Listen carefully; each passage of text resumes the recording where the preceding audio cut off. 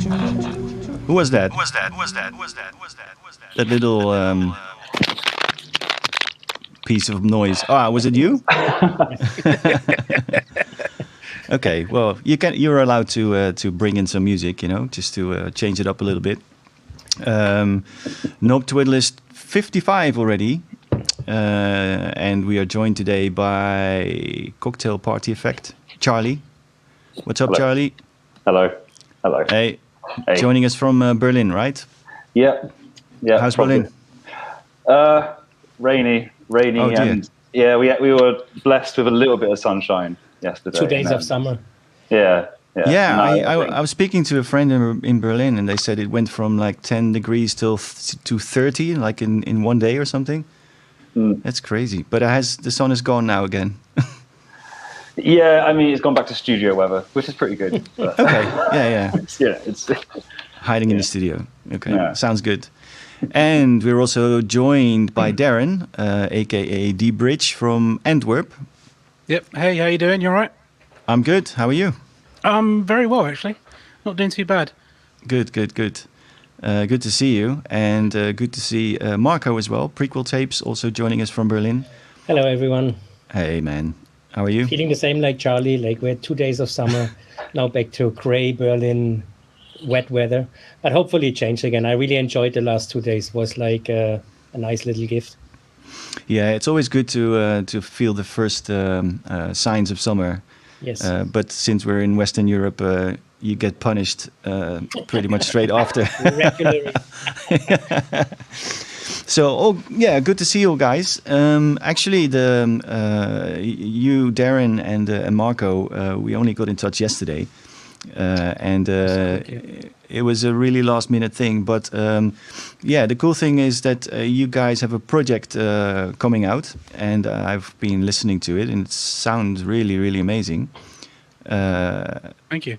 I was wondering, how did you guys find each other? It's not the most likely combination I can think of. Now, how did you find me, Marco? I mean, we are sharing like a good friend of us, Karine. She's our both agent. We are sharing the same agency. But actually, it was Kavan's idea, who had. He does know a couple of releases where two artists work together. And he asked me with who I would like to work.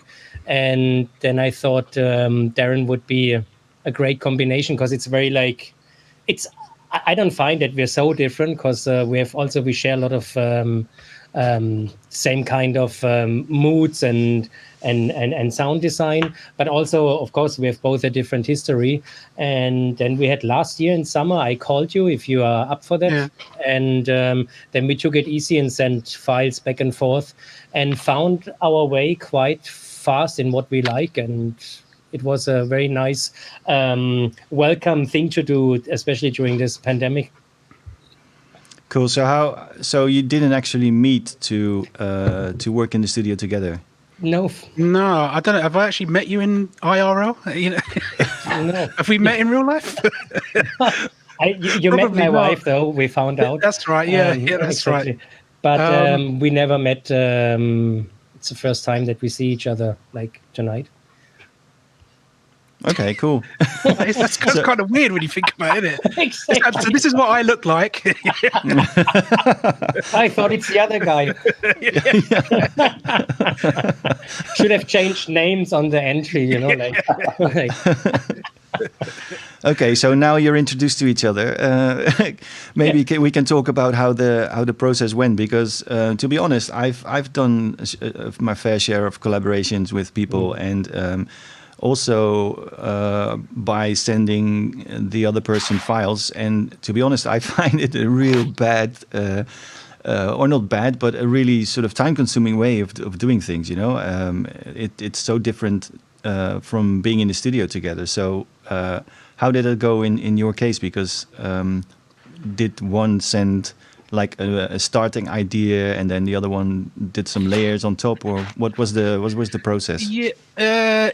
Well, I think if I remember right, Marco sent me some stems, a few ideas for me to listen to, and then because I'm quite used to working this way in terms of just like online using Dropbox or whatever and the stems. So I just sort of got his stems up and just tried to work around them. I don't really. I'm probably better at sort of adding and overlaying stuff than I am, say, arranging it, because he came with the stems first. I kind of almost like feels like he's got a vision, so to speak, of how it should be or sound. So I just kind of wanted to add what I would, what I think sounds cool. And I'm really sort of like, I'm not, married to anything that I send to him. So it's kind of like, whatever you like, keep, chop, do whatever you want, just and see how it works. So I kind of think that it was pretty much three tracks that kind of went that way. And then the more D&B one, I think I arranged, didn't I? Yeah, so it's kind of like, so it worked differently on that one. I thought, I should give this one a go, because I suppose in some ways it's quite lazy of me, really, just kind of like throwing sounds at someone and saying, it's a thing I called MIG, because basically make it good. Do you know what I mean? It's just that's a new one, MIG. I'll remember that. It's one for a shirt. Yeah, and it works. To be fair, it does work. A lot of people I work with, it does work, because I kind of, I trust what people do. So I think, it just seems to work, really. I actually quite enjoyed this way. I had a few collaborations with other projects in the past I was involved, but for Prequel tapes was the first collab, and I quite, because the circumstances were so different, and it was no question that we could meet. It was just not possible. So you were not thinking about this at all. And to me, I was always kind of very like curious of what is coming back, or which files do we share. And it was actually always, sometimes I sent a stem of drums to him, and then Darren once recorded a whole 3-minute drum thing where what I just put under sounds and like then made a track of it. So I really have to say enjoyed working like this, and I didn't have the feeling it was a slow process. I mean, there was no pressure behind Kevin. There was no release date waiting or deadline. That more came when we delivered the first 2 or 3 rough ideas, and then we saw it's going somewhere. So I have to say, from my side, I really enjoyed it, and was always like very curious what comes back and how it would fit, and how it will turn out at the end. Yeah, it's always no matter how you approach the collaboration, it's always really good to feed off each other's ideas and everything. So I always feel that they're when you do stuff with multiple persons, it's not like just the sum of the parts, but it's really like a third person or a third identity. It takes on like a sort of an identity that you would never take on individually. Yeah. I know. I think because sometimes I know what I'm good at, kind of thing, and that's why I like collabing with people. Because one, obviously, I learn a lot from it.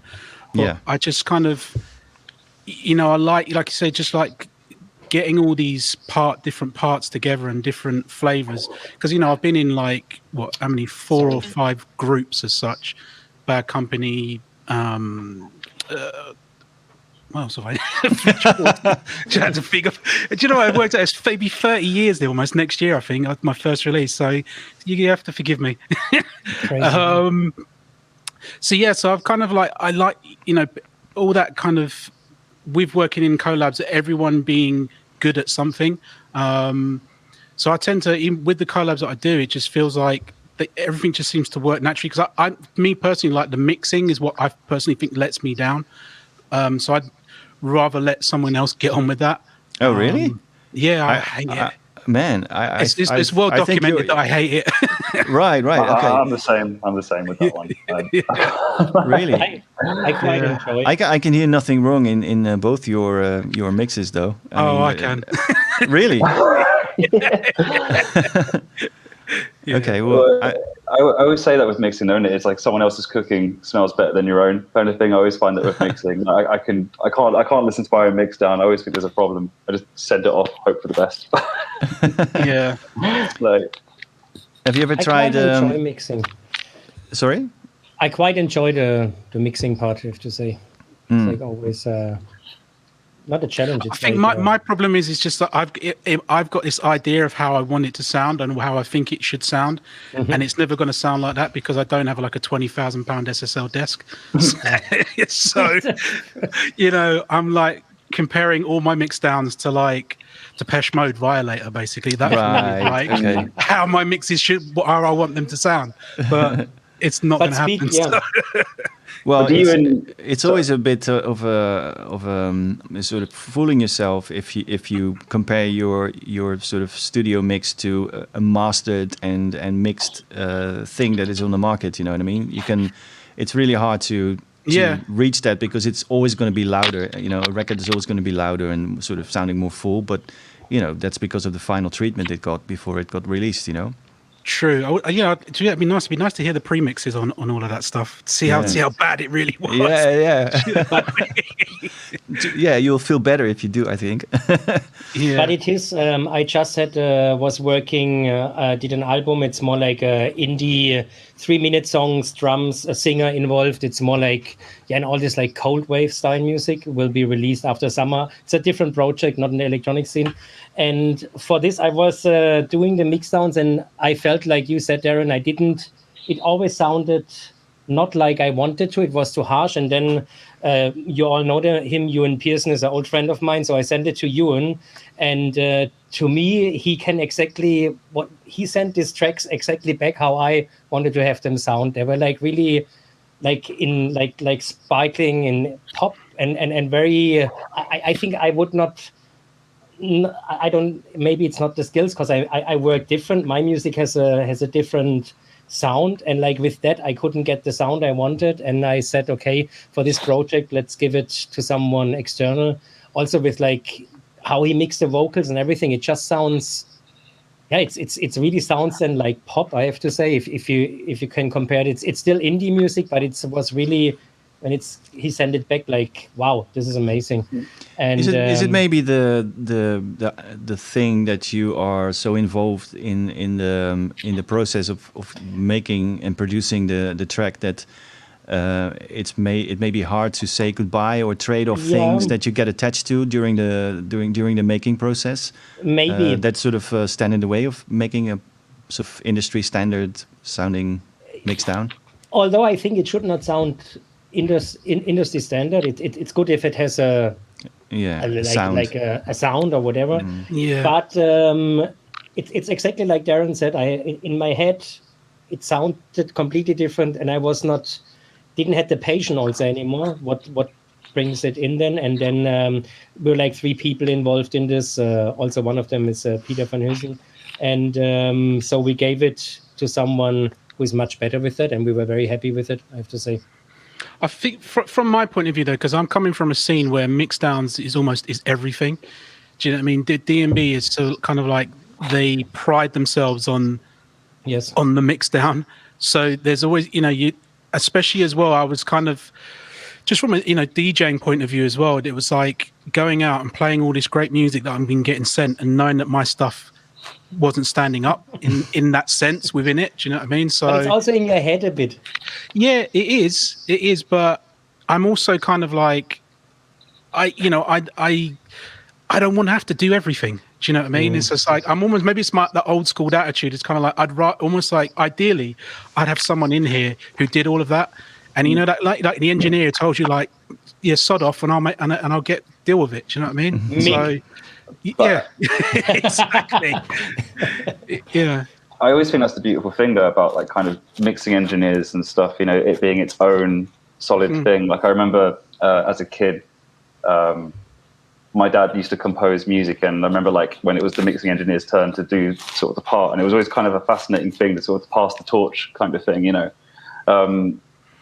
but yeah, I don't know, it's sort of like when I watch some of my friends mix, it's completely like when they're in the zone, it's almost like when you're making music, it's a completely different feeling towards how you move that stuff around. A good friend of mine, Chris Jarman, who's at Kamikaze Space Program, like watching him do a mix, it's like, I kind of prefer the mystery of it in a funny way. Yeah. I really like mixing other people's music, but of course, when it comes to your own work, yeah, I think it's always a bit more difficult to kind of be happy with it. Yeah. But also, you never only mix. I constantly, while I mix, I change constantly. Also, you edit here something, and then here's again something. I find myself always like mixing and fiddling around with the arrangement at the same time. Yeah, I mean, I guess it's true for most electronic music and maybe all music. If you're working with machines or whatever, or inside a DAW or something, the production stage and mixing stage are sort of bleeding into each other, aren't they? Yeah. Yeah, definitely. I think this last year, but I have gotten better and enjoyed it more. And it might have something to do with the fact that I don't have to listen to my music in a club. It sounds, my music sounds good in the car, sounds cool on the headphones and coming out my phone. So I'm kind of concerned that when I do go to the club, it's just got to be, flat as anything. But I don't know. I think I've been getting better. So if you get it sounding good on headphones and in a car and on smaller speakers, it will probably sound good in the club. If it translates well on all these systems, fingers crossed. Yeah, yeah. And then again, I mean, I've been doing so many of these chats, and I've never met a producer so far who is happy with their stuff all the time. I'm great. My stuff is great. There's always something to complain. I mean, let's be honest. Are you 100% happy with any of the stuff you've ever done, Charlie? Well, someone once said to me, "Don't ever trust anyone that's happy with their own work." Yeah, exactly. That was quite funny. You're proud of what you make, but of course, I think it's that thing, isn't it? It's like, you always torture yourself, like, oh, it could be better or whatever, but. It's kind of that funny thing, really, because it's when you look back at your work, of course, there's always problems, but I always kind of try and relate it to more of the soul feeling of it at the time, like the fact you enjoyed it. One thing I've always really believed in with like making a tune or something is like the atmosphere you're in is a really important part of it. There's obviously technique involved and stuff, but if it kind of captures a moment anyway, it could be a terrible mix as such, but the energy is still there, in the track. It's like if you can manage to get a vibey Polaroid of the moment, that's pretty much enough, right? Yeah. Yeah, it's sort of I don't know. It's like some of my favorite records are probably like classed as terrible mixes.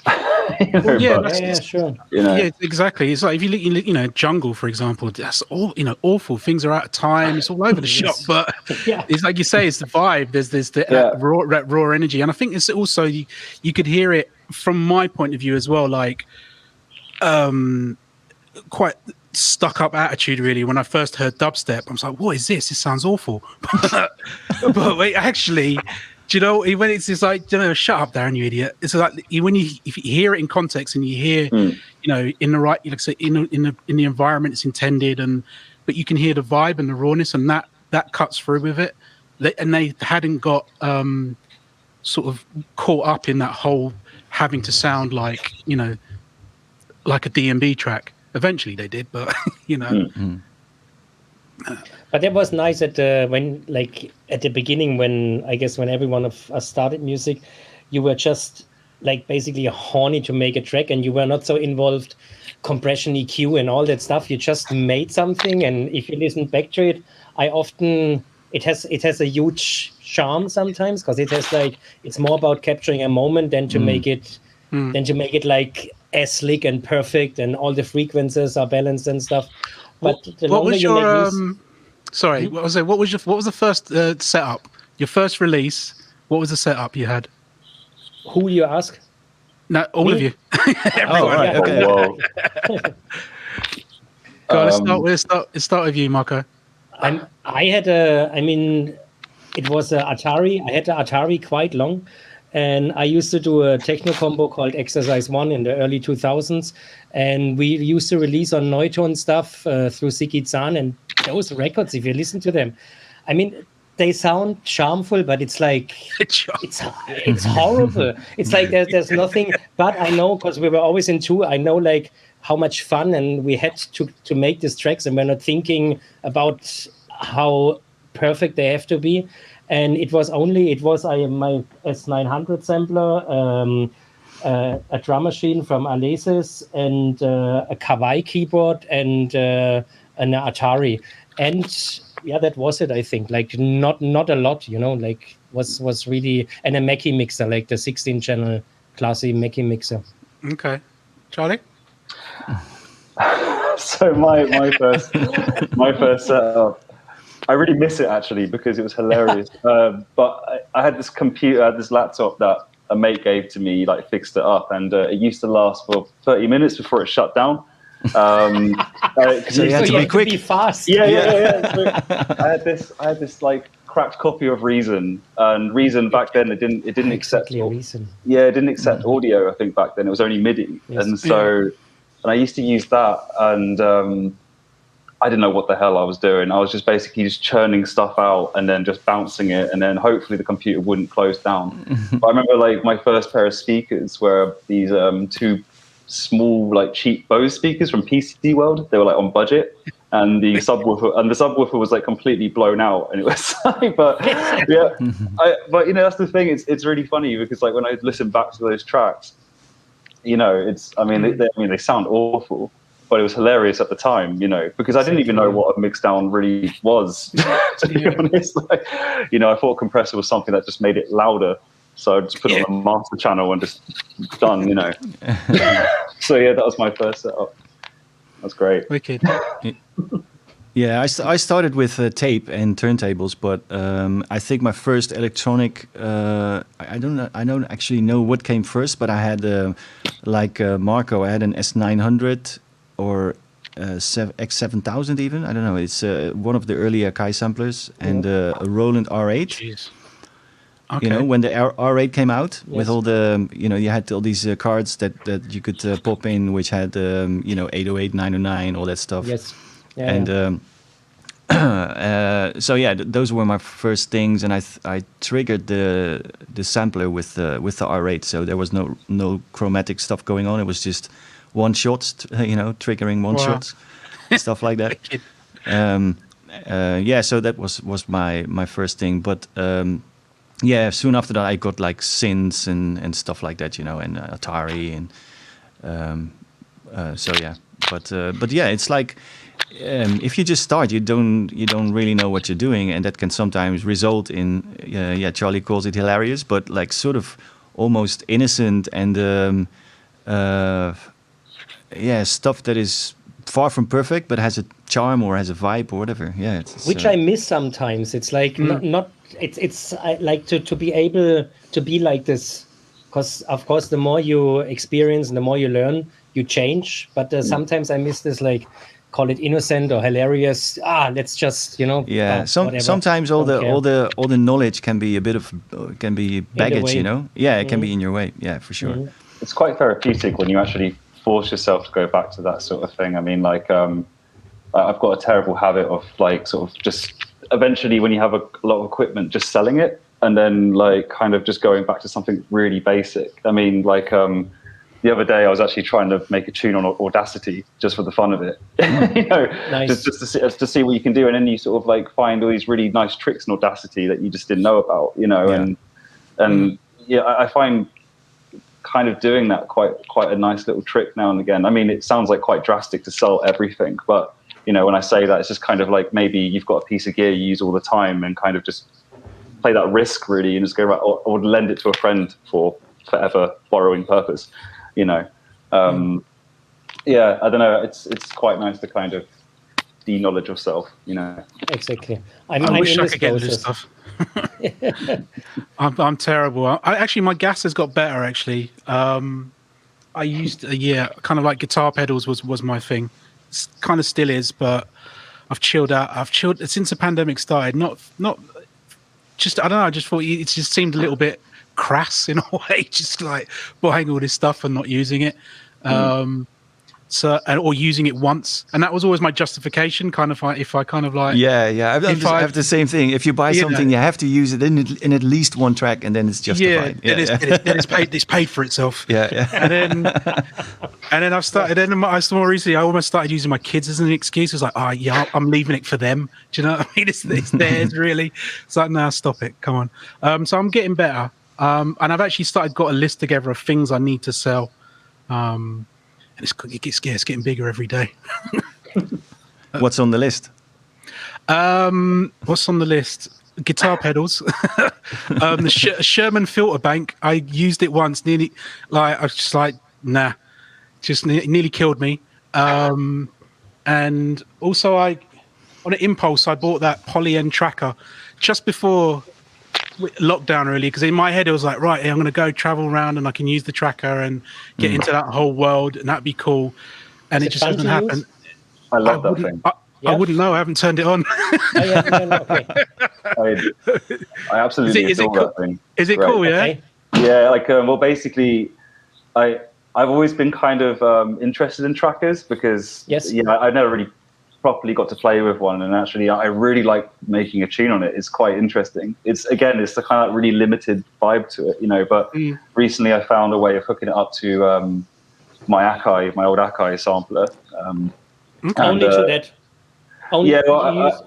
Well, I basically just rigged it up to a bunch of different gear, so like an SH101 Akai EMU sampler, and just sort of see how much I can just do with that. And yeah, it's funny because your tunes completely change, obviously, because you're working very much from just scene to scene to scene. But I find it quite rewarding, actually. And it's quite nice not looking at waveforms all the time, just looking at kind of just numbers. Yeah, that makes a big difference, actually. That does make a big difference. Have you released anything that you've done on it? No. Is that going to happen, do you think? Are you happy enough with what you're doing, or is it kind of like your own? Just this is my own little headspace thing, because I like that as well. Yeah, like currently I'm just sort of, to be honest, I'm just sort of like making really terrible jungle tunes on it at the moment, just because I'm kind of enjoying just sort of like pretending I know what I'm doing. But I've actually kind of started more and more introducing it in my own tunes, and I think like.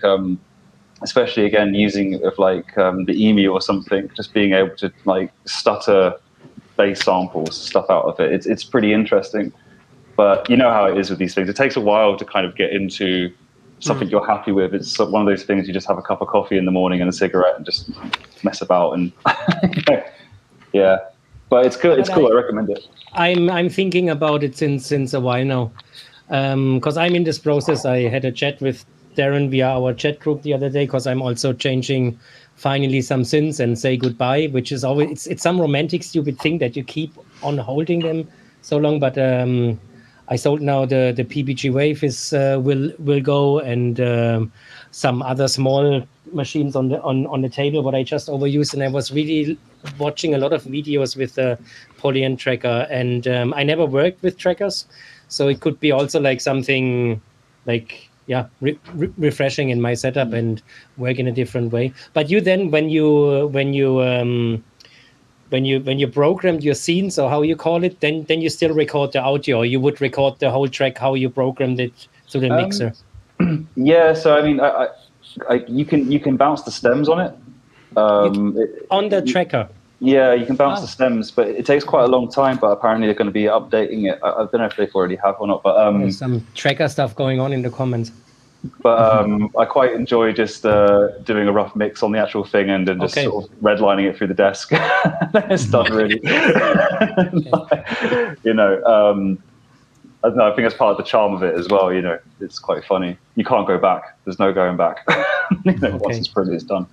Talking about the comments, so Margo is selling his PPG, people. So make your bits. It's gone. Oh, it's gone. Okay. It's gone. Yeah, but there's a Poly-N tracker for sale if anyone's interested. Yeah, let's just all post our gear for sale in the comments and just get it all sorted tonight. Bit. Yeah. Okay. Yeah. It's good. I also got an OPZ if anyone wants one. I got that for. I don't know why I bought that. That's just weird. So you haven't used it? I did, and to be fair, I've got some cool little things out of it. But The OB, yeah. yeah, the OPZ, yeah, the teenage engineering thing. I don't know what it is. I don't know. It's just I think the learning curve was almost a bit too much for me with it. It's just kind of couldn't really sort of make. Do you know what it is? It's like with any of this stuff. It's almost like having to learn a new language with every bit of kit. Yeah. And that was just like it's like being here in Antwerp. It's like learning Dutch, and I'm struggling. You know what I mean? So, Amazing. Hey, yeah. I love that. It's like the OB one. So yeah, I've just kind of like it's sat there doing nothing really, which is a shame. I should give it to someone who knows what they're doing. Yeah. I sometimes feel bad, having a piece of gear around that you only scratch the surface of. It's like, oh man, I really should dive deeper into it just to, But you come back mostly to this. You come back to the same gear, or you force yourself to use new stuff. When you do your live sessions and stuff. Yeah, you. Oh yeah, I mean, I pretty much everything that is here gets used. Yeah, so Okay. but most of it I've had it for so long that I don't really I don't have to, sometimes I have to reacquaint myself with things that I haven't been using for a while, and then I have to kind of get my head around it again. But that usually takes a few hours, and I sort of remember, and the muscle memory comes back and everything. What's the latest you got? Like you got some new. The latest some I got, incoming. that's a good one. I haven't bought too many new things, to be honest. Okay. Yeah, maybe the folk tech stuff. I've got some of the folk tech synths. Oh, it's beautiful, that stuff.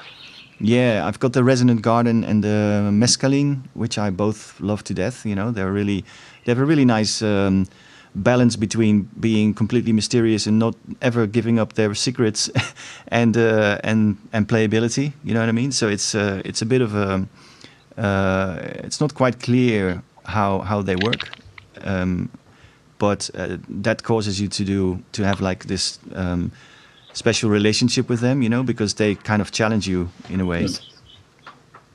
So what's it called? Sorry, I'm just going to have a quick. Well, the company's called Folk Tech. They're from Oregon, Portland, and they make these really exotic boutique synths and some modular stuff and everything. But and it looks really, really interesting as well. Yeah, this looks like it's got a similar look to. There's another company from Portland, Guitar Pedals. Is it the same? Looks like the They same. do guitar. I think they do. Oh no! They do Eurorack stuff. I'm not sure if they do guitar pedals. Anyway, Charlie, you said you're familiar with this folk tech stuff? Yeah, the Wicked. I mean, I had a couple of Eurorack modules of it back in the day. I really like that company, and there's a few other synth companies sort of similar to it in the sense of like the mystery. I really like that. What you were saying earlier about sort of learning a new language sort of thing. I've always found it quite inspiring when you really never know what the hell's going on with something. I use a couple of synths called See It Lombard is the sort of name of the synth, and I just love it because every time you sit behind it, it's are you playing the machine or is the machine playing you kind of thing. I've always found that also with like software being the same thing. I really don't like it when I know something too well because the conversation just gets stale. But yeah, the folk tech stuff, I always found it funny. I had this one called Matter, which was like a kind of drum machine thing, and like I had no idea what the hell was going on. But it was like you would spend like 4 hours on it, and then you just patch it one thing to another thing, and suddenly you just get this whole new spectrum, and you would never get it again, and no one would believe you that you did it. But no, I always appreciate that when a company can sort of achieve something like that.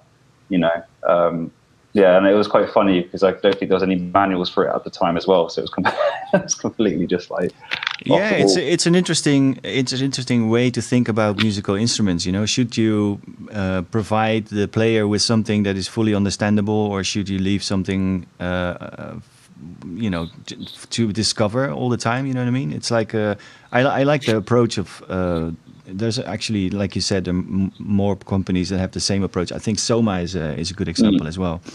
They give you something and you have to interact with it and sort of get into the exploratory mode to get something out of it, you know, instead of just you know, punching obvious buttons or, you know, pushing keys or whatever. Well, I think it's really interesting. It's that thing, isn't it, about like, again, the mystery. I mean, I don't know if it's like a fair thing to say, but I've always kind of felt like there's sort of been a bit of a problem with that, with mystery. Like, sort of everyone wants to know how to use things, so you can find a million YouTube videos explaining of like, this is how this and X and Y is done. But, you know, like, what I really enjoyed, like, especially when I was a kid, sort of messing around with, you know, because I used to play drums and stuff, and it was always about just playing, just figuring it out. And then 10 years down the line, someone goes, oh, you know, you can just do that. And, you know, for years you've been doing it a completely different way.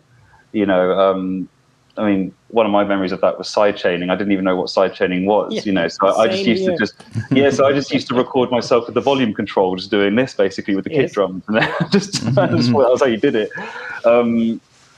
And yeah, it kind of actually, when someone told me how to do it, I actually kind of regret that, actually, because now it's sort of become so, oh, okay, that was it. So if a company like, again, like Soma, like, are able to sort of achieve that, where you are just sort of lost in the water with it, I think that's quite healthy for the brain, you know.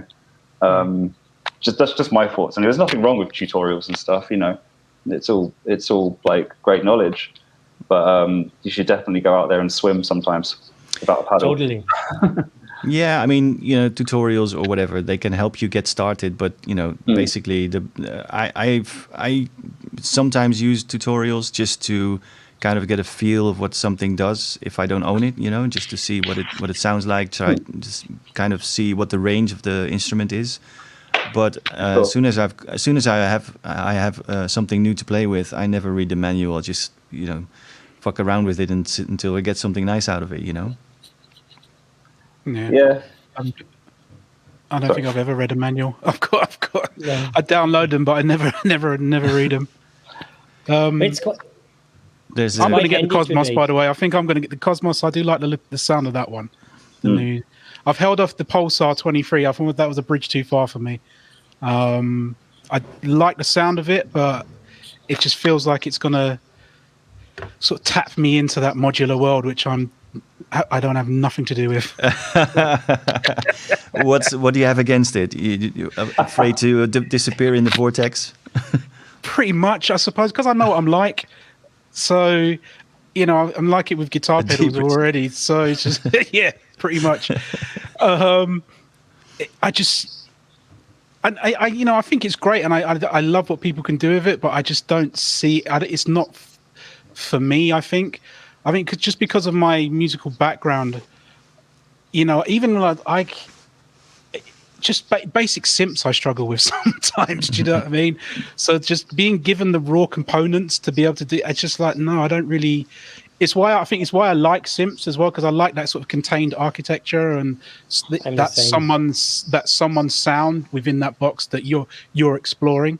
And I think almost because I come from a sampling background, that I prefer that aspect of it. It's almost like sampling that keyboard and using it how I would use it, rather than creating a sound from scratch. I'm not particularly good at that, but I can get a sound, like if I was sampling a record, and manipulate it to my needs. Do you know what I mean? So yeah, I mean that's a thing. That's totally drum and bass people have completely refined the art of sampling, right? And so I'm always curious, like you say, manipulating the sounds, right, in the sampler. What are some of the tricks you use to manipulate samples?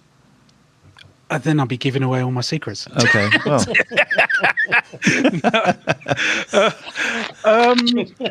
First of all, what samplers do you use? What sampler do you use then? It's changed now, because obviously my DAW of choice is Bitwig at the minute. So, you know, they've got their varying different ways you can use samples, but it's more kind of like I record audio in, and then I'll manipulate it via plugins and plugin chains and that way. Do you know what I mean? Almost rather than needing to use a sampler, because the DAW in itself is the sampler now. Right. Do you know what I mean? So I can manipulate things that way. So yeah, I'll sample my synths, do you know, and I'll sample my, the drum machine and Doing the same, exactly. that kind of thing, and messing around with things that way. Yeah, do you know, it's just modular, man. Jeez. Are you guys modular, or are you in that world as such? Because it has been tempting, but I think the one that nearly tempted me was the is it the Rossum one, the guy from Emu? Or Yeah, he made the EMU filters, Rossum Electronics. Yeah, yeah, that's the only one that's really tempted me. Yeah, I've got a fair bit of modular, but I'm not the type of guy who makes an entire track in a modular. I basically just use it for sound design and just to explore. Really, it's a really amazing space to explore and just come up with sounds and atmospheres and percussion, whatever. But I'm not patient enough to to design entire tracks in there. I usually have some. I mean, it's compatible with most of the other synths that are around. So it's part of the chain. Sometimes, but it's not entirely. I'm just not a modular only guy. You know what I mean? Yeah. Okay. And I'm it marries very much. Sorry. Go on, sorry. Yeah. No, go on. I'm very much like what you said, Darren. To like. I have a bit of modular, but one is from my neighbor. He moved house and left it here in the studio. And if I'm honest, then I'm always like going back to synth and also resample them, mostly with the octatrack. I found for me the octatrack is everyone is using it, but it's a machine what everyone can use in a different way because it has so many layers from MIDI to sequence to use the effects with the parameter locks and stuff. And I find it quite satisfying to compose or to write a little line on one of the synth and then re-record them and re-sequence them on the octatrack, because it has a bit something random. What Charlie also said before, that then something happens and you're like, and then you follow that what happens. And I like this bit of chaos in like writing music. And I'm also very much 95% synth guy, and modular. I have lots of friends with modular, and I find him fascinating. But for me, it's like not. I don't know what it is. I'm more feeling more confident and in resampling and having a synth as the source.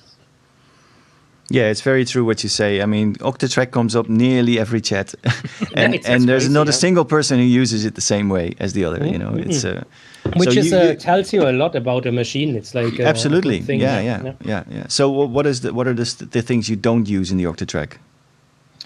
I'm not so much using the. I mean, sometimes like the pitch bend with the parameter locks, where you can program the internal effects on the octatracks on the octatrack. But I'm using the MIDI sequencer a lot, and I use it to resample myself constantly, and then use the starting point with the LFO and write new sequences with the same harmony you put in, but you use it. It's more like you randomize your random sampling yourself, and then catch the good bits and just keep on recording in the DAW. And that's what I like to use most in the octatrack. And then when I play live, I use it as the main sequencer to sequence my little desktop synthesizers and stuff like this, and also to put the machines through and use it as a mixer.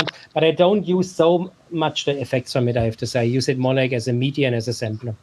And do you finish tracks entirely inside the octatrack, or is it no? Because it only because it only has two stereo outs, basically, right? Yeah. Yeah, but no, I don't.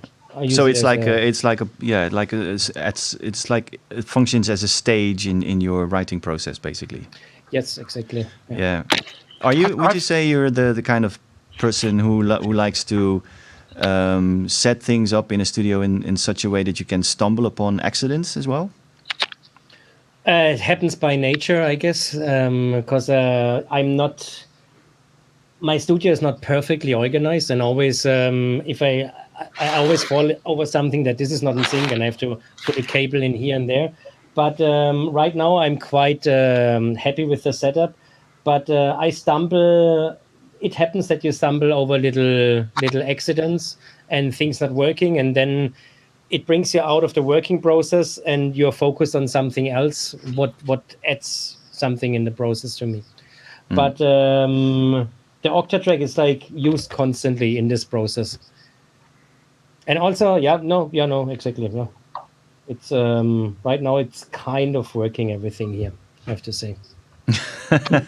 Kind of working. Well, Because I have a little live setup on the table, and then I have like in the back like the synth. So it's like I work in different ways. I like work in like trying to compose something and then bring it all on the table and play around and find the arrangement with it.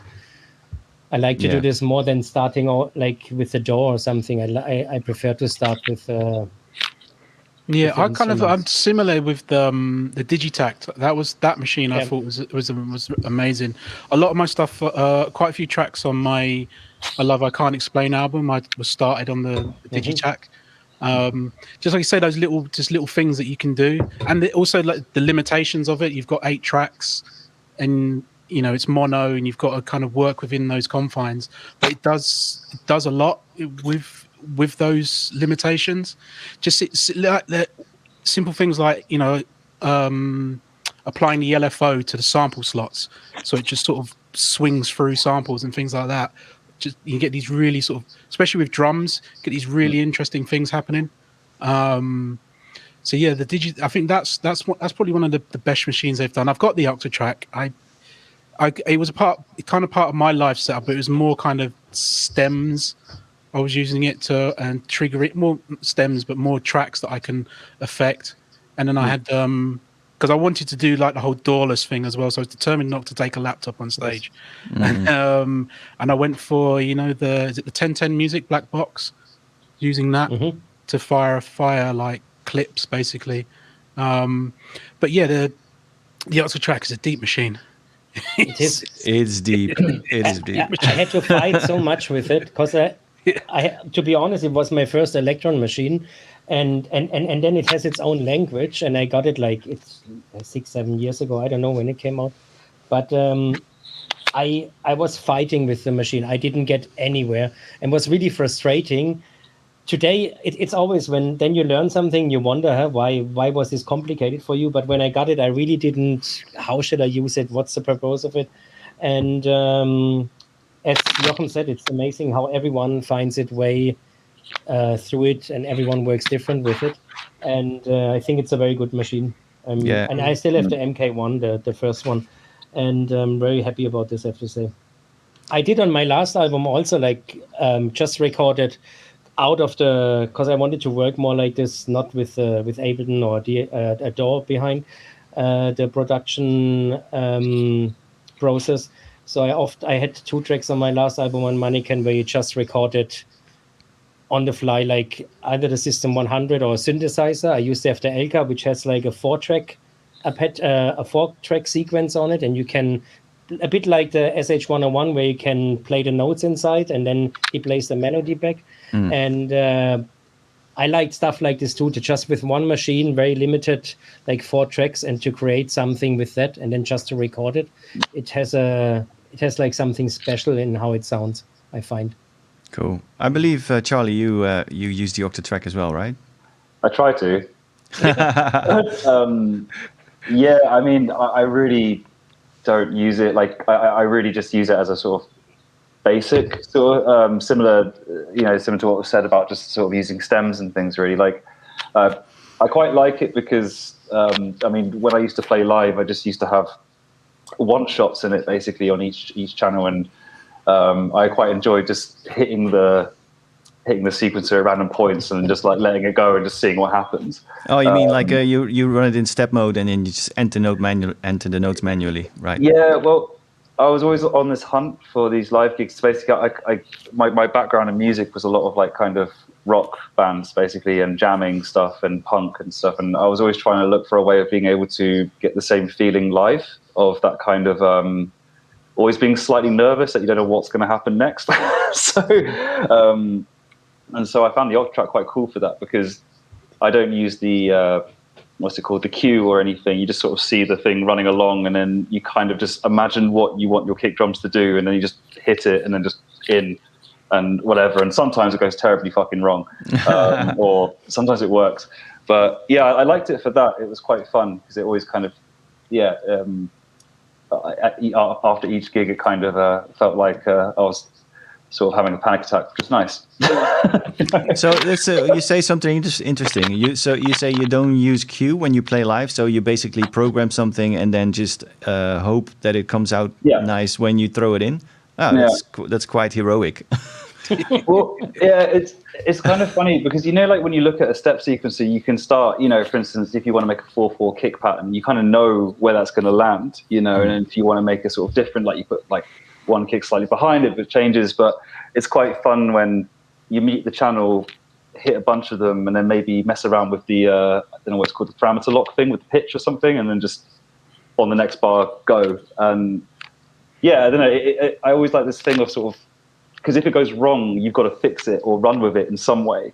Yeah, and exactly. So again, it reminds me of like when we used to play in bands, because when shit went wrong, you'd either go to a bass solo or something, or like, or you make it go completely experimental and mental, and I quite enjoy that when you play live. I can totally relate to that. It's I mean, to me, playing live is it's sort of trying to carefully find the balance between surprising yourself and kind of keeping things under control, And the best moments actually arise from moments where you are surprised by something and it's not really going the way you thought it was going to go, and then you have to kind of fight your way out of it, and that's usually the moments where things become interesting. Coming up with a plan B, yeah. Yeah, no, totally. I mean, there's been some gigs where, like, you just haven't been so on form, and it goes completely wild, but you sort of work with it. Maybe you turn it more into an ambient set, or something, or whatever. And yeah, it's always quite funny. So I mean, what I started doing with the octatrack was, like, at the end of each gig, I wouldn't reset anything. I just turn it on for the next gig and just leave it exactly how I left it off, and then just roll with that for the next one. And it was always kind of funny. Do you do that with synths as well? Because you use modulars, right, when you play live? Yeah. So you just put in, enter some sequence and then just throw it in, or you do it, you program it live, and then just hope that it's going to blend with the rest. Yeah, just let it go. I mean, it's sort of like, because I don't use a lot of modular in my own music. I quite like using it just as a live thing, because okay.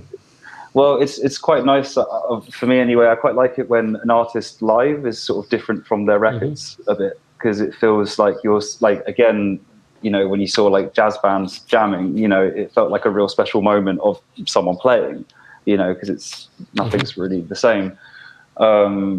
But yeah, so what I would tend to do is just kind of leave a route, from the modular system, mess with it during the gig, and then close the lid, and then just reopen it for the next one. Just carry on with the same patch, really, and just repatch it, Yeah, so I mean, it's probably like the most unpractical way of working, but I quite like it, Yeah. What's the modular setup you're using for that? What is like the modular for your live setup?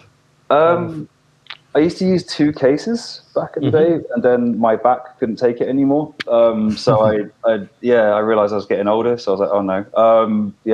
I completely damaged my back for an airport trying to carry it, because you can't take it on the plane, so you have to kind of pretend it's not so heavy or whatever. So you're at like, oh no, the security, and it's like, oh, how heavy it is, and you're just lifting up, oh, it's no problem, and your back's just giving out. And so but I put it to 1 case, but at the moment I've got like a mixture of stuff that I always hunt for, like, really weird DIY stuff on the internet, because I find it's quite fun to work with, because you kind of have to work twice as hard with it to get the results you want. So I'm quite keen on hunting for I know independent makers and stuff like that.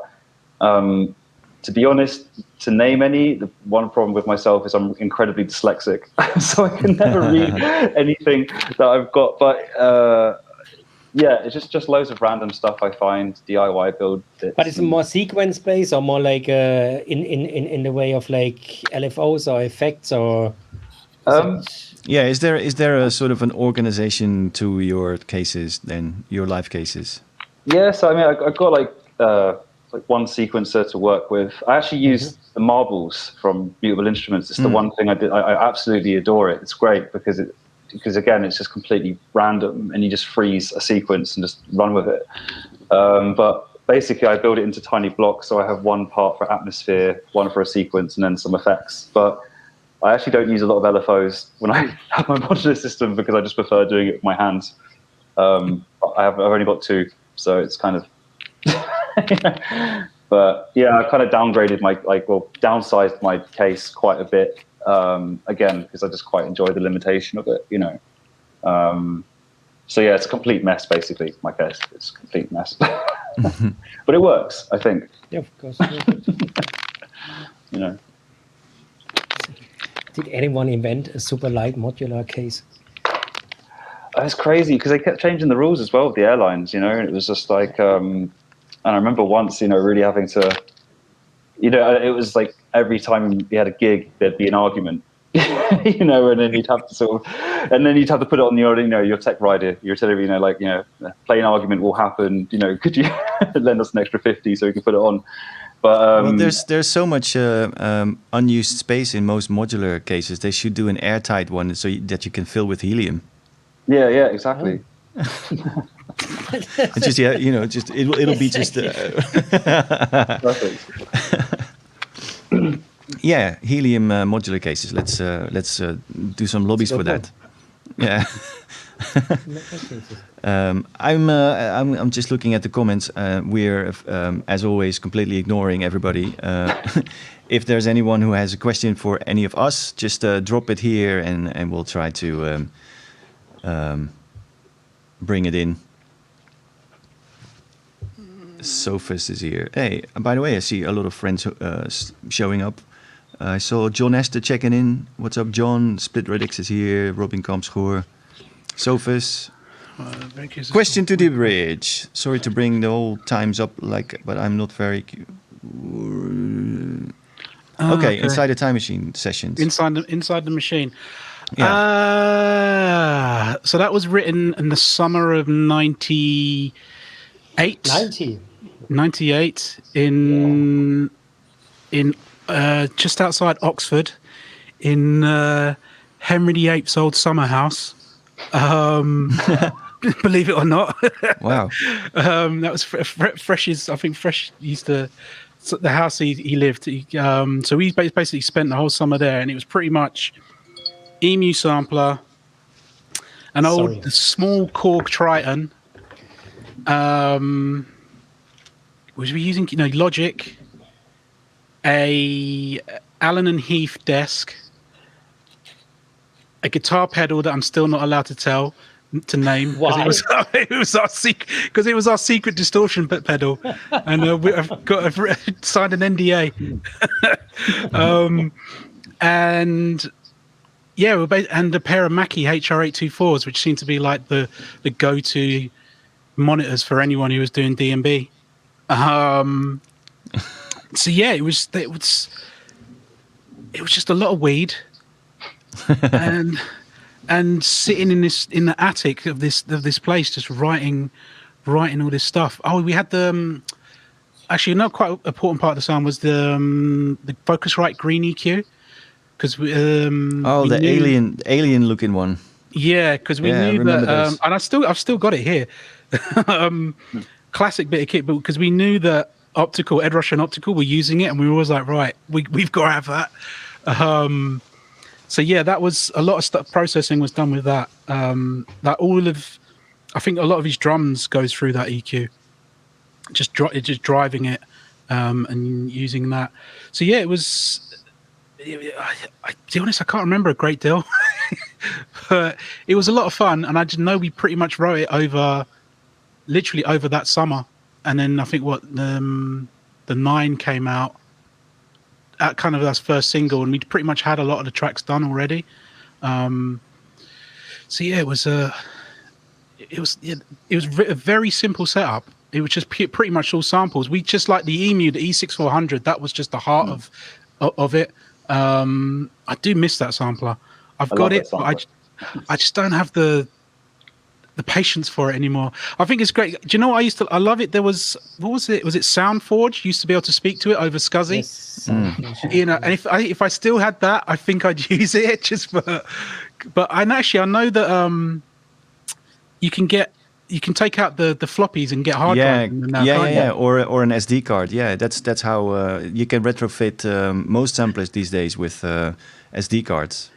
So you can get rid of the floppy and just stick it in your computer. If you can write the files in the right format, then the sampler will take it.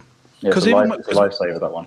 Yeah, because even when we reformed a couple of years back, we thought right, we need to get a lot of our old stuff back, and we did, just to see if we could sort of continue, but with the sound, but using others, embellishing it with more modern equipment, and we got the EMU out again, and it does sound great, like drums and just the filters on the bass. It's just, and the chorus and things like that. It's just a great little machine. Did you record on tape back then, or how did you record? No, we would DAT tape. Yeah. Prior to that, in my first stuff, we were on literally like Chrome tape. Chrome tapes. Cassette tapes. Yeah, cassette tapes. Yeah, for literally like a 4-track, an old Tascam or other. Well, you see, you say you don't have the patience, but the thing with samplers is, you spend some time choosing your weapons. Basically, you just collect your samples and limit yourself to using only that. So it also saves you hours and hours of scrolling through presets or sculpting sounds that are really, just already quite good, but you feel you have to change them in some way. But if you have samples, you're just going to use whatever you loaded into the machine. So in a way, it's faster. Yeah, I guess. I don't. Right? No, but maybe not me. I think it's just my thing, and not for me. I'm really bad at saving stuff. I don't save presets. I don't save I'll do something and I'll be like, oh, that sounds great, but I can never tell you how I did it, kind of thing. Yeah. Do you know what I mean? I'm not really into saving kits and things like that. So everything, literally, I like starting fresh every time. There's some recurring themes or sounds. Might be a shaker that I might use, because I just like it.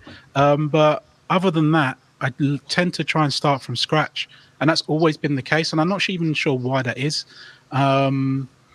So yeah, I'd literally have to go in and resample everything again, and that just sounds like a ball ache to me. But like I said, I do still have it. It still switches on. The wheel does just about work, because they tend to bugger up quite quickly on them. Yeah, and the displays as well. The displays become dark and unreadable. Yeah. So we'll. No, it's not going to happen. I was thinking is it? Will I? Nah, probably not. I was doing a project the other day, last week, with a friend here in the studio, and we needed we wanted to have some sort of ravey type sound, and I went to the S612, the sort of 12-bit Akai sampler before it came out. It's the black one with the floppy disks. Okay. The thinner one. Yeah, it's got these two-sided little discs. They're smaller than floppies. Yeah, anyway, wow, okay. But anyway, so and I was surprised how fast it was, because I just needed like one sort of stabby sound and attached some synth recorded straight into it, and just kept pressing different sounds while the sampler was playing them back, like in real time, and then just changing the sound on the synth. And when I arrived at the one that I thought, this is the one, that's it, So, and there's nothing more you can do after that. So it's in a way, it's a really quick way to get sounds going. But quicker than going through many presets or whatever.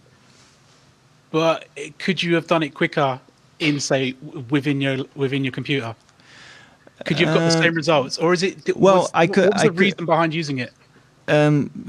Because it's take it or leave it, right? So it is like one you load or you record one sound. If that's the one, you're going to use it. If it's not the one, you'll record another one, and then at some point you settle for the one that you're going to use, and it's like a 3-minute process, and there's your sound, and there's nothing more you can do. Sure. So anyway, it was fun, and it makes everything sound instant, dirty, and bad, which is great too. It gets a bit of a tone and a vibe to it. Yeah, it's quite fun when you run because I use a 3000 XL and an EMU 64, and I sometimes actually just run my whole track into it, just downgrade it a bit, and then just put it back into Ableton, and that's a really nice thing to do. Because it's kind of funny because it's like maybe it's a placebo sometimes, but when you sort of run it through those songs, you just get something out of it. True. And I did it with my my last album. I kind of a couple of tracks, I just ran it all through the EMU and then just downgraded it a bit, put it back through, and it's interesting. I think it's just that thing, isn't it? It's just quite nice to have that kind of ritual of the scroll wheel and stuff like that.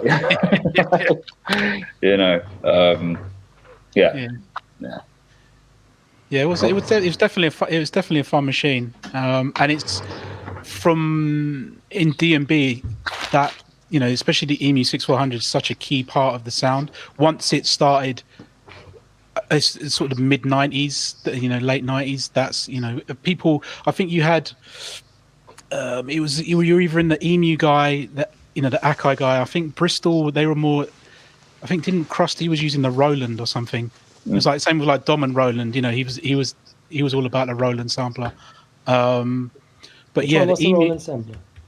I can't remember that. Yeah, that doesn't matter. Sorry, I can't remember the name of it. But yeah, I think I was definitely drawn to the EMU just because my peers and the people who I was into were using it, and the sound they were getting out of it. You were kind of like, I want to sound like that in some ways. But yeah, it was a great machine. Yeah, the emus. I used to have I don't know which one. I think it was the 6400, and I never gelled with it. I don't know why. I kind of regret getting rid of it, but because lately everybody's been raving about them, on these chats. But I was used to Akai, basically, and they don't really have that much of a sound, but they were just in my workflow. And this EMU ones were so promising in terms of sound and filters and stuff like that, but I just couldn't get I wasn't quick enough on them, so I gave up. There's this one thing on the EMUs actually that's pretty cool. It's got this thing called the Doppler thing on it, which is pretty mental, where it kind of just does this effect, where sort of Doppler effect kind of vibe, and then you can choose it to loop and stuff like that. Is there one with a cocktail party effect on it?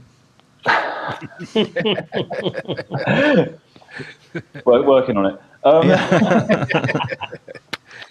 mean that's the thing. Like with those machines, you kind of use them, and you kind of actually realize how far out they were actually for the time they were made as well. Totally, yeah. I mean, it's even like with the Akai, it's like with the time stretching kind of stuff. It's kind of almost like granular kind of synth. Or when you put like a bell sound and stretch it, it's really beautiful. Yeah. It's the thing. It's like with those samplers. I think the only thing I found with them was I kept using them for drums and bass, and it took me a while to actually break out of that habit and start putting other things in it. So I know putting field recordings into the EMU instead, or putting a vocal into the Akai and stretching it or whatever. And again, maybe it's a placebo effect because you could probably do that on the computer, but it does feel symbolically quite nice to do that. Yeah, and you tend to be more focused on that one sound because that's the one you're working on, and on computers there's a chance to get sidetracked or distracted easier. Yeah, I mean, I know that a lot of the stretch stuff's getting better as well because I use Bitwig as well, and the sort of they have the Akai stretch on it, which is sounds actually great. Actually, Fritz is my studio mate. He just said there's one behind you in the rack. There's some of the gear here is his stuff, and there's actually a 6400. So I should I should give it another go. Yeah. Maybe this is a sign, you know. It's a new chance to get to know it. Yeah, we I remember after we had the 6400 though, because we wanted to change up our sound a bit, I think, and we were really into like new technology and what was the latest bit of kit, and we got that I couldn't get my head around it. You remember the Very Phrase sampler, the Roland Very Phrase, like the yeah, that was so weird, that thing. So we got into that for a while, and then we just always. I remember we just literally just down at Turnkeys every week, seeing what was new. And I think us, and from what I remember down there, because us and the Chemical Brothers were the only people who bought the Very Phrase, so it didn't really take off as far as I know as a sampler. But from what I remember, what it could do, it was pretty. Wasn't it also? Yeah, wasn't it also capable of doing granular stuff? Yeah. Yeah.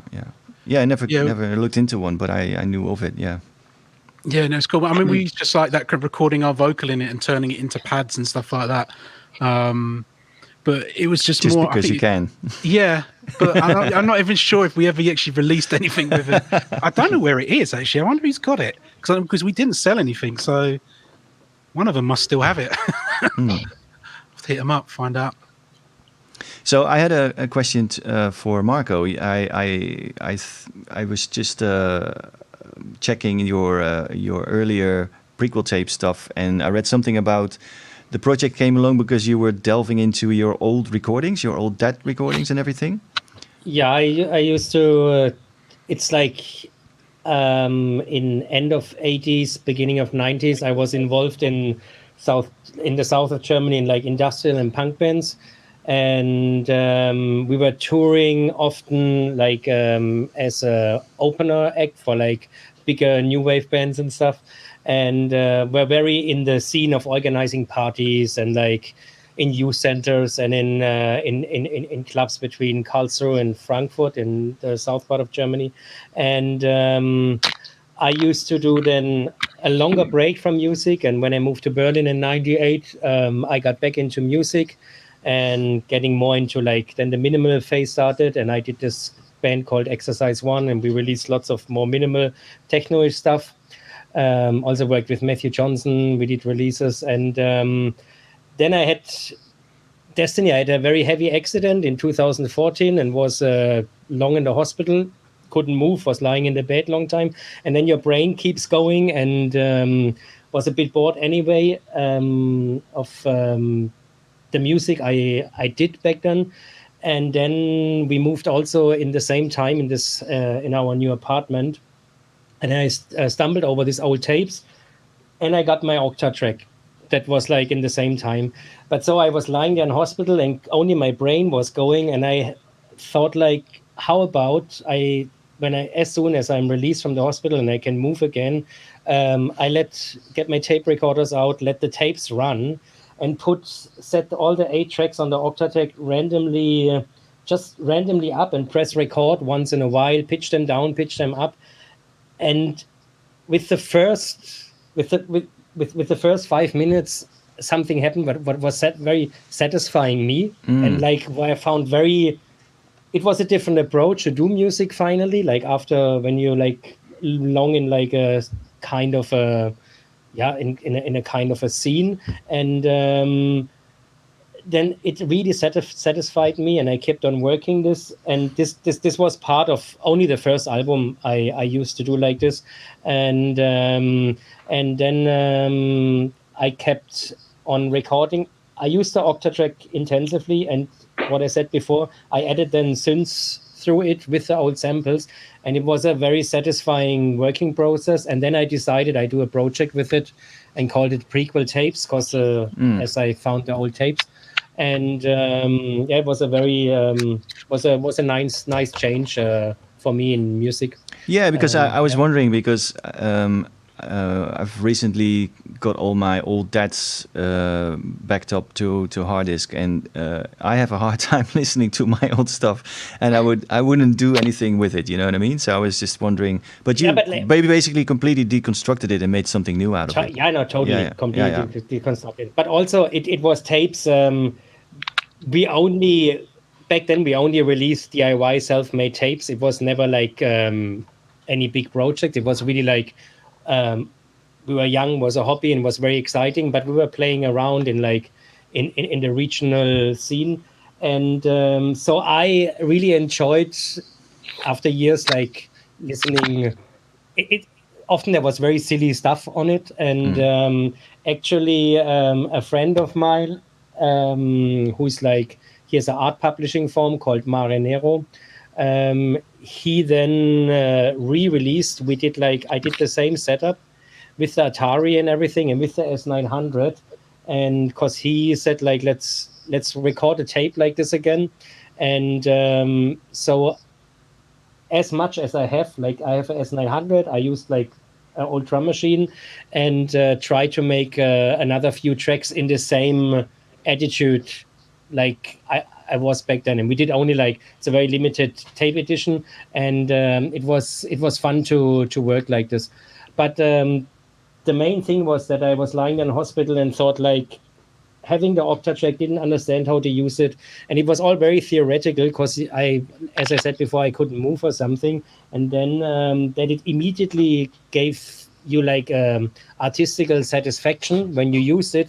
It was a very nice experience to me. Yeah, it sounds great. I was just wondering how much the end result differs from the sound sources you used from the old tape. Yeah. I mean, I guess I understand that now. Yeah. Some stuff like there were some, because then if you really pitch it down and like play it from another starting point and stuff, it like with any audio source, it happens something to it. So because you work on it, but I used little small sounds. I used them like they were and sequenced them, and you had everywhere the tape hiss on it, which is like nice if everywhere is a different hiss in the production. And especially after I got it back from the mastering, it came even more out, and it was like, whoa, there's a lot of hiss on it, but I'm happy with it. And of course, I didn't have the intention to re-release those old tracks you did as a teenager, basically. But I liked to work with this old sound source and to completely create new sounds out of this old source, basically. Yeah, it does have a sort of a nostalgic vibe to it, though. Yes, it's that's cool. Yeah, it's like pitching down and works every time, right? Pitching down works. When in doubt, works. When in doubt, pitch it down. But if you get stuck, pitch it down. Exactly. But what is so great with the octatrack then is again the sequencer with the parameter locks. It's so much. It's like a never-ending fun game. I have to say what you can do with put an LFO on the start point, make a sequence, and like on every step is another sound, and it's so much fun to work like this. I have to say, within a machine. Yeah.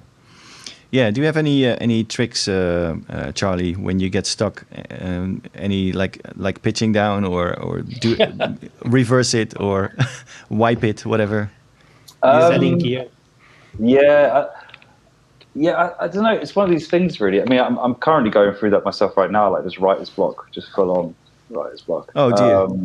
But I actually quite enjoy it, to be honest, because I just start doing something else with my time, just like, again, digging into old albums or like, I like watching documentaries. That's something I really like to do when I'm sort of stuck in like one thing I like to do is just watch like documentaries about other artists or like even like photographers or something, just to see like different workflows of how they did stuff, because it's always quite inspiring in some way.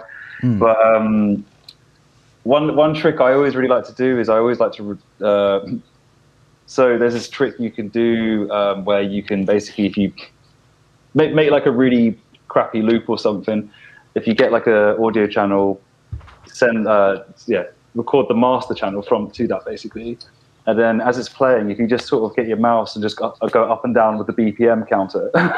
Basically what happens is it starts to kind of record all the weird kind of motions you've done, and then when you are done, delete the automation, and then basically you just get loads of really strange artifacts from your tune, from the warping and stuff like that. And you can keep doing that and keep doing that. And I always find it's quite a nice way of getting stuck out of, of things. Yeah, it's a good trick. I've used it myself as well. And actually, I have the master tempo sometimes controlled by a fader on just on a MIDI controller. Yeah.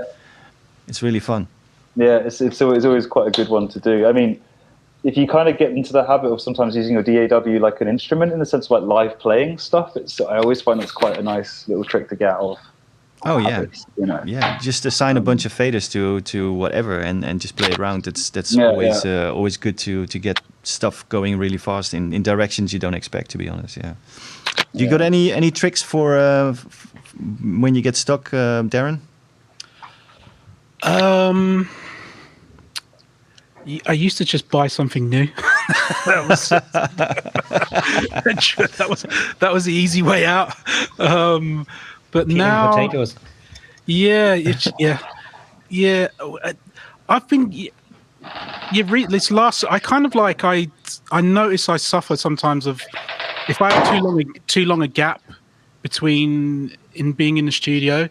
Like there was just like the kids were off on holiday kind of thing. So it was like there was like 2 weeks, 3 weeks where I wasn't in the studio, and it takes me like a good month to kind of get back into the flow of things. So I'm literally sort of stood in front of my computer, just looking at the screen like, what's going on?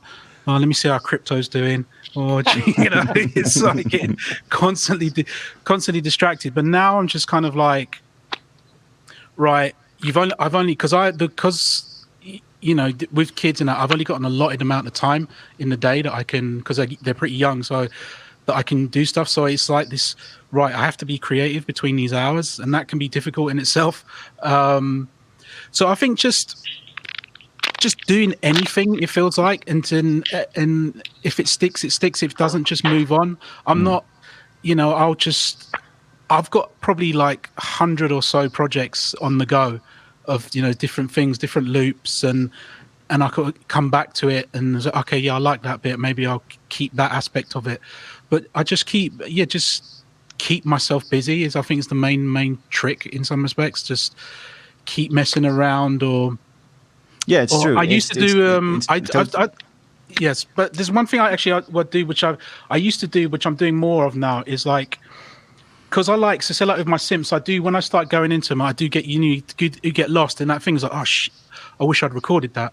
Yes. Oh God, yes, yeah. But it was something that I used to do in the 90s. It was something that Nico, No U-Turn, taught me. Like in his studio, the DAT was always recording throughout the whole time. And so it's kind of like I've gotten used to now just hitting record and then going over and doing the things and not having to think about it and being like, oh, and it's nice knowing that that's there. There's something at some point within me messing around. There was something cool that I can come back to.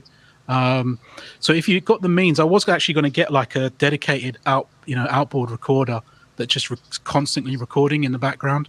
So that's probably a trick. Yeah, well, they're both things that I do as well. I mean, I never go to the studio and sit behind the screen and wait for the muse to arrive. I just patch something together and then just fool around with it, and then something will happen. There's always something. That's the worst. What Darren said, when you fiddle around and forgot to record, and you really liked it and then messed it up somehow, and then you want to recreate it, and then the anger comes within. So you never, you're like, fuck, why didn't I do it? So I'm like, I want to do this too, just press record and then start. Yeah, because I've got it, around. especially since I've got this, the UDO Super 6. The UDO, yeah. It's just an amazing What's that? synth. But the UDO Super 6. Oh, right, yeah. Yeah, unbelievable synth.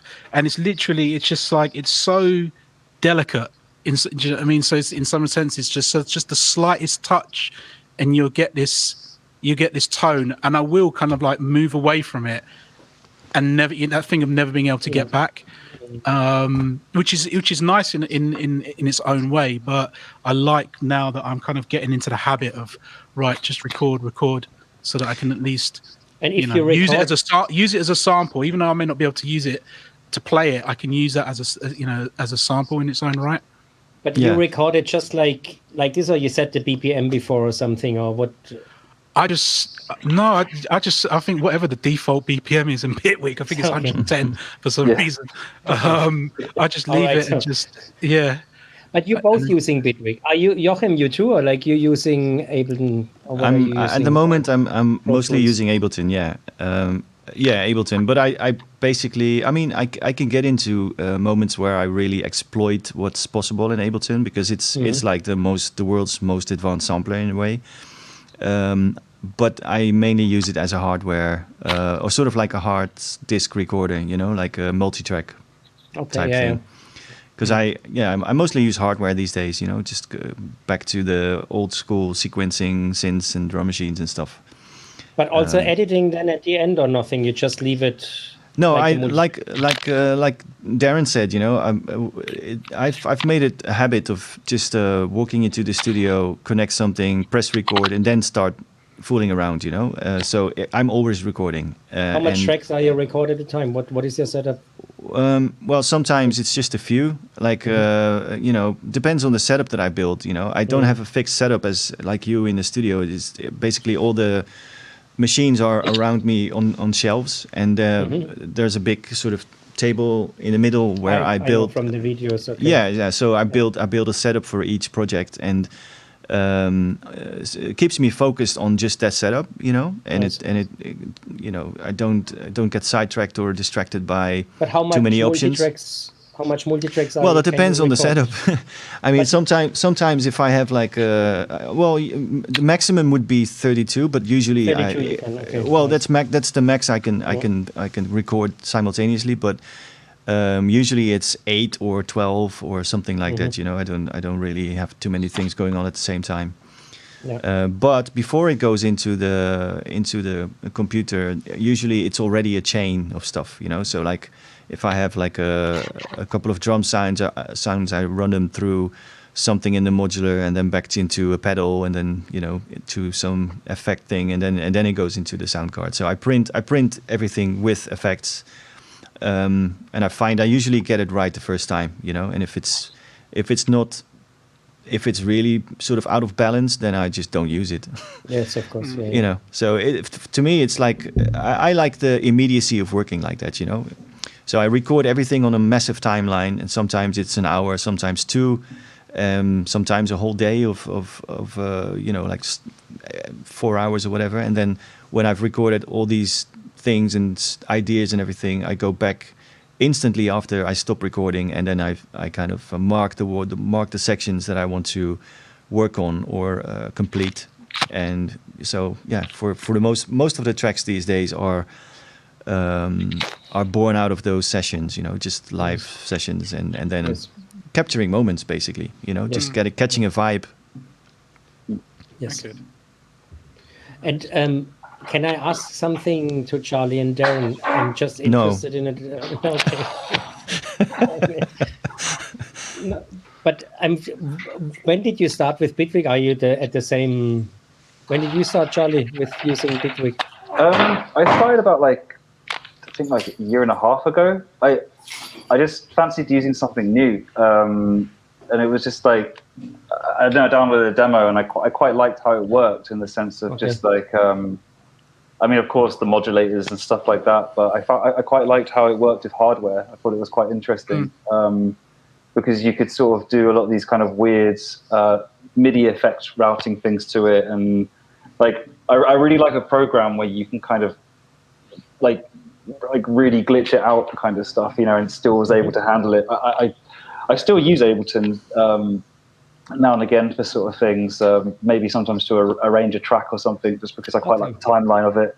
But I just found like using Bitwig kind of, I don't know, I could just throw so much stuff at it and it just would still handle it kind of thing. And I just thought that was quite cool. And so I still use it. It's a great program. It's also just really, it's really playful as well. Like they have this thing called the grid on it, which is like kind of like an inbuilt modular system. And again, it's just really funny because you can just keep throwing stuff at it and it still handles it, like.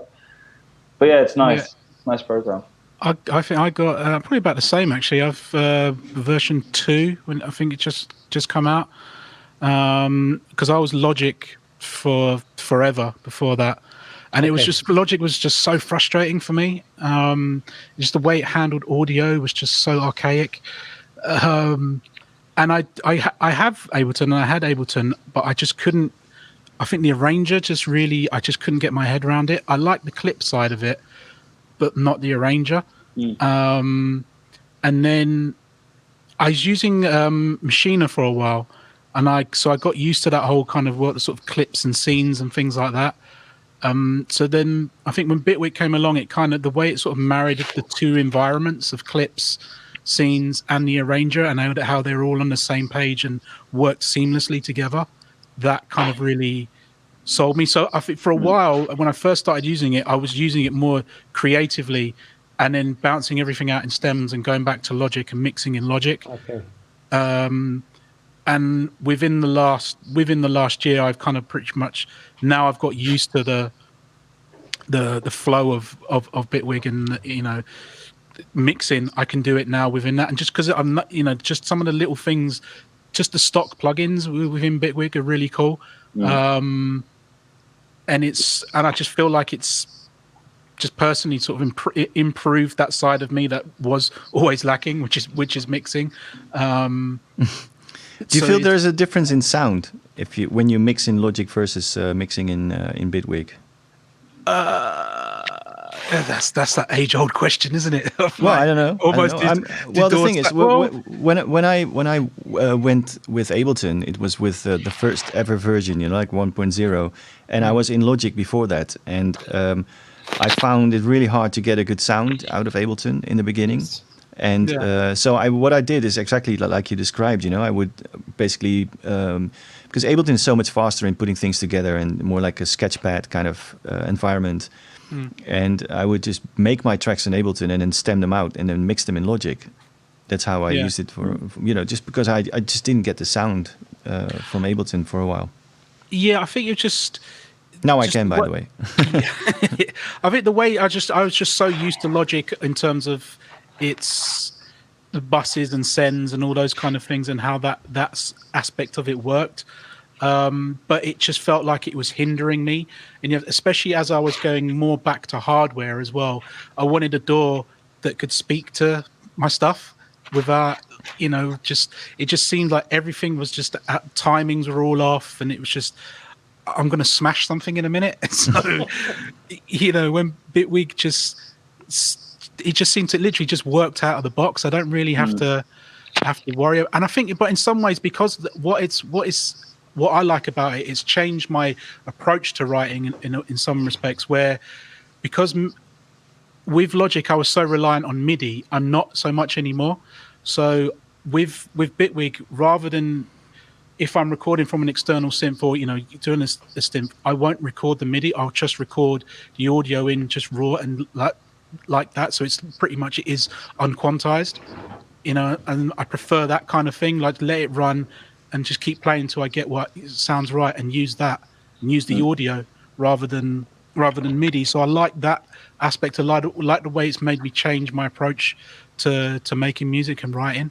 So that's I think I can't now. I had to load up Logic the other day to get something out, and I'm just like, wow, it's this like, come on, Apple. Do you know what I mean? It's like it's got some really nice native synths. The sculpture is cool, and but it's that kind of like garage band Logic. It's like I get it's cool for what it is and what it does, but it just felt like it wasn't of importance to them as a program, and that always bugged me as well, because we had you had people who were really loyal to it, and they were just Ableton was coming out and was like moving so far ahead, and we were kind of looking at it like, when are we gonna be able to warp? Well, I think they recently added something with like scenes, right, in Logic.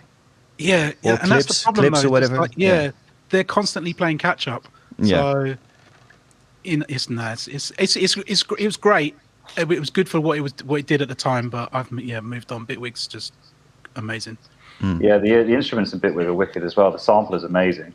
And it's like it's great how you can kind of like add a modulator to like the different sample types and stuff, you know. So you can just flick through, just like, you know, sometimes when I'm bored, I'll just get one LFO and just route it to every possible thing on there and just hold one note down and see what happens.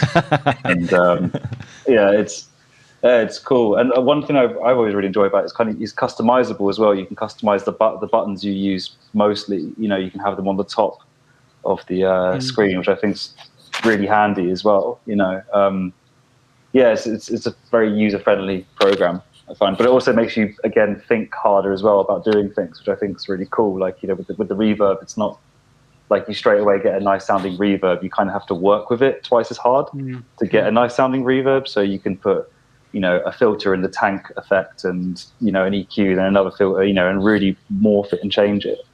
Yeah, it's nice. I recommend people trying it out. It's a cool program. Interesting. So you think it's more encouraging to experiment? Yeah, I mean, to my head it is. I mean, it's just because like sometimes things don't sound great out the box of it. So yeah, you really just have to tweak and find a solution for your idea, you know. And one thing I've always really thoroughly believed about this kind of stuff is like the process of figuring something out is like kind of more important to me than the end result, because, you know, to get from A to B and kind of learn how to do all this stuff, you come up with new ideas and new knowledge, you know. Again, it's like what I was saying earlier about the side chaining thing, you know, not knowing how you do side chaining, so just doing it in a rough way, but then you discover more little tricks out of that, you know. And that's something with Bitwig I've really appreciate, because it doesn't just give you a nice sound. It's not just like, hey, wicked, you know. So how do you incorporate your analog sources with in the track when you're working with Bitwig? Do you make long recordings, or are you just sampling bits out of your analog gear? I'm just putting it in there and completely destroying it afterwards. I don't know. I see analog equipment as kind of just a different workflow approach. It's like, obviously there are some things I use just because of the sound of it, but I also like the feeling of just stepping away from a screen for a bit and then using the computer as a separate instrument, you know. Yeah, I've never been sort of like a hardware versus digital person. No, that's not what I mean. But I'm just wondering, you know, because like I record everything like on a straight timeline, you know, and then just find the bits that work, kind of, you know. So how do you go about it? Do you also do that, like start and then just, you know, start messing around with the hardware and then just record the results and find nice moments, or are you more using it as like your hardware's sound design tools that you bring in little bits into an arrangement or something? Yeah, more sound design tools. Like, yeah, but that's the thing. It depends how I feel on the day. Sometimes I'll just jam around with something and just mess about and just record, like, you know what I'm saying, like the whole just timeline thing, or like sometimes what's quite fun is just, you know, getting a piece of sellotape, strapping it to the key, and then just putting loads of effects on it in the input and just seeing what comes out, you know. Yeah, I'm really sporadic with the way I work with things like that. Yeah, I don't know. But yeah, it keeps things interesting, right? I mean, if you would always approach things the same, you cannot expect any different outcomes, really. Well, yeah, that's the thing. You know, if you keep doing the same thing, you can't expect different results, you know. Yeah. But that's why it's always fun to use different programs as well. So I use different. Sometimes I'll use Pure Data to make something. Sometimes I'll use Audacity and just sort of flick through them. You know, it's just fun. You know, I could ramble on for hours about that kind of stuff, but yeah, please do. No. What other like little software things do you have going on? Like if you want to fuck up a sound or mess around with something. Well, I still have a copy of Paul's Stretch on an old computer. Yeah. I still love to use. But are you into Max MSP or Reactor in any way? I really tried to get into it. I really wish I could, because I think it's cool. I've got a few friends who are like Max users, and it's just fascinating to watch. But never got into it, but I use Pure Data a little bit. I've started also getting more into it, and yeah, it's just really fun, you know. Just it's quite long, but I find when you're not inspired to make anything, just doing something like that is kind of like, again, a different route to think about, like coding and things. But regarding programs, well, you don't necessarily have to do all the coding. You know, there's a massive community for both for all these platforms, and you can just cherry pick from what other people have already done. You know, totally, and then just maybe modify it at some point. That's how I used to do it. You know, just you know, find something that kind of does what I wanted, and then sort of Frankenstein it in my own way to make it do different things. Have you gotten into any of those platforms, Marco? Max MSP, Reactor, maybe Kima or whatever? I like Kima not, unfortunately, but Reactor I used to use a lot, but more like 8-9 years ago, was quite into it. And since now, I have to say, with the new Ableton, I'm very happy, and like also the whole Max MSP environment. But I take it more like you. I'm interested what's around and download stuff, and also buy sometimes stuff from people who do like something what I think this is cool.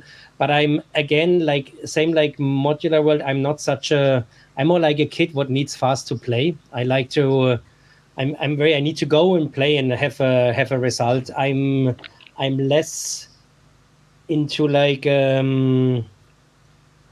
I'm not getting so much satisfaction from when I would build my own instrument. I don't know why this is. I'm more like give the kid a toy and I'm playing with it. This is like this is why I like all these forums, and I like the range still from Reactor or also from Max MSP.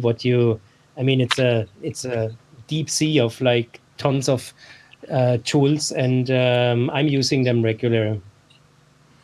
Yeah, it's right. I mean, you're right. You can get totally lost in spending shitloads of time just connecting wires and not producing anything. which like Charlie, I find it fascinating. I have friends. They're like, one of my friends basically stopped doing music and he's so lost in the Max world, and he just keeps on. This is his thing, you know. And it's fascinating to see, and also the knowledge behind, and then you see like this creatures they are building is amazing, and I admire it. But for me, I'm more like I'm give it to me, and I want to make music with it or play around with it. I mean, I'm kind of the same. I've dabbled in modification and sort of programming from scratch, but I found when I really do it from scratch, I just wasted too much time for to sort of justify the results of it, you know. Okay. So I would rather just get into something that is giving me instantly something to play with, like you said. Yeah. But I do tend to pick the specific features that are not possible with any other instrument, you know. So I wouldn't use Reactor to get a synth sound or a bass line or something. You know what I mean? I would just get stuff that is exclusively possible. In terms of sequencing with Max, maybe, you do totally weird stuff, that is not possible with hardware sequencers or whatever. Yes. That kind of stuff. That's what I like to use it for. I think it's cool though, in the sense of just like making I teach at a university, and sometimes What are you teaching, Charlie? A range of stuff, mostly like live performance things and synthesis and whatever I can help with, really. In Berlin, or? Yeah, down at the Funk House, Catalyst. Okay, okay. But it's interesting to see like each year new students come along, and actually like the different approach new students have. Like coding has become kind of more and more popular. Like Max MSP has become more and more popular, and I find it interesting that people are making stuff that isn't so much in the DAW, but in actual physical life. So example, like making plants, making music, or one student in particular did a thing where, they made this huge installation where you touched things and it would kind of set off a note and a rhythm and all this kind of stuff. So it became so much more physical. I think that's really cool because, it's again, thinking of music in a different sphere, Yeah, the thing that I'm interested in trying out soonish, because we've had some people here that have been delving into Tidal Cycles, like live coding. Have you heard about that? No. No. Okay. No. Well, it might be interesting to What's have a that? look. Live coding for what? Yeah, just basically it.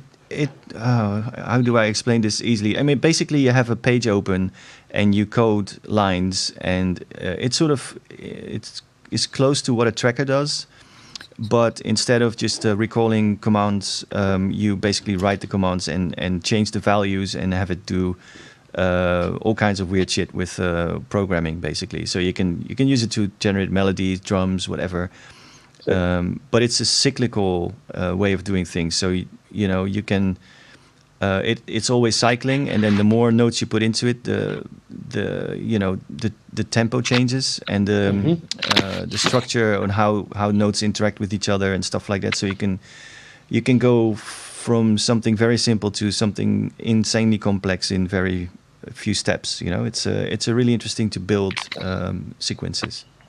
What's that called again, Jochen? Well, the program is called Tidal Cycles.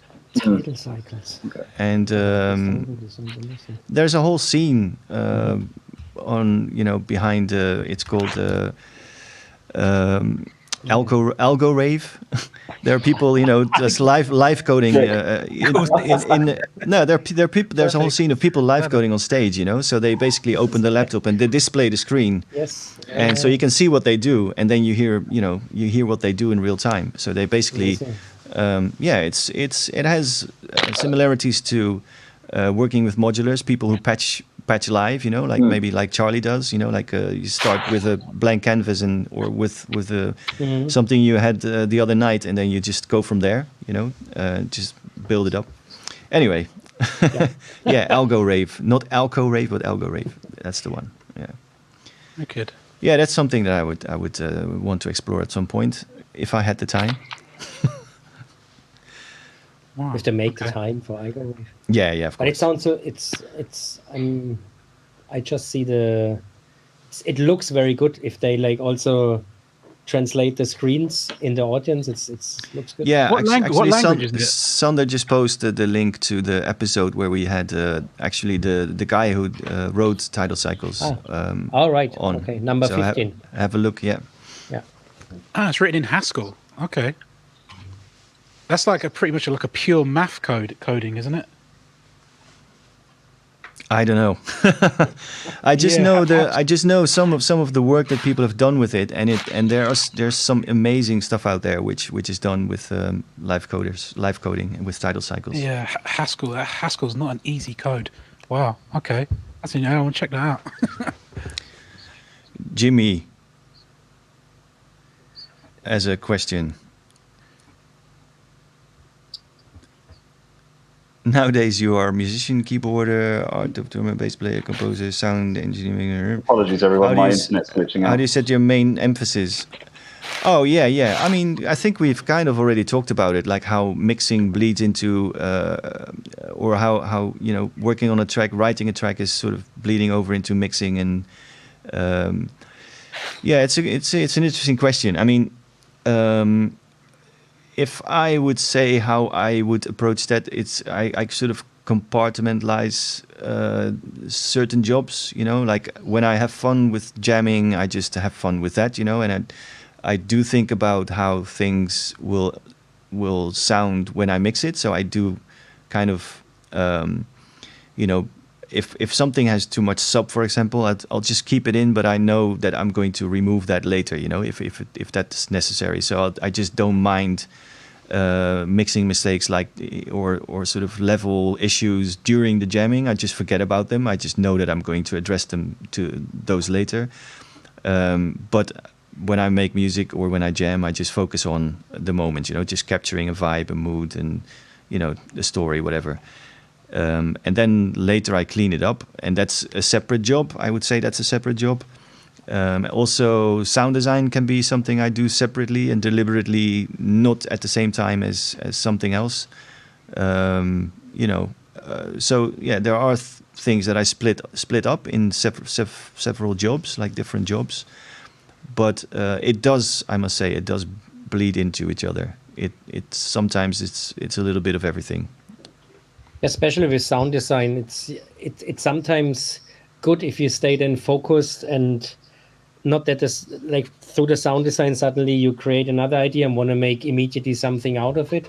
I have because it's good if you also when you make your libraries or you just create like not full tracks, just your own sounds. I have to always like remind myself, no, stick now to it and do the job. Yeah, because this is a bit disturbing if you then the playful part comes in and you get out of this focus. I'm annoyed with myself then, so I really want to stay in the sound design. It's a different mood. If you work on single sounds or on two sounds or like I must say it happens all the time when I give myself the job. Okay, today I'm gonna create this drum kit for my next project or whatever, and then done 3 sounds and working on the 4th one. It sort of turns into working on a track because I like the sound and I'm just going with it. Yeah, that happens. Yeah. Charlie is just disappeared. he said he had problems with the internet somehow.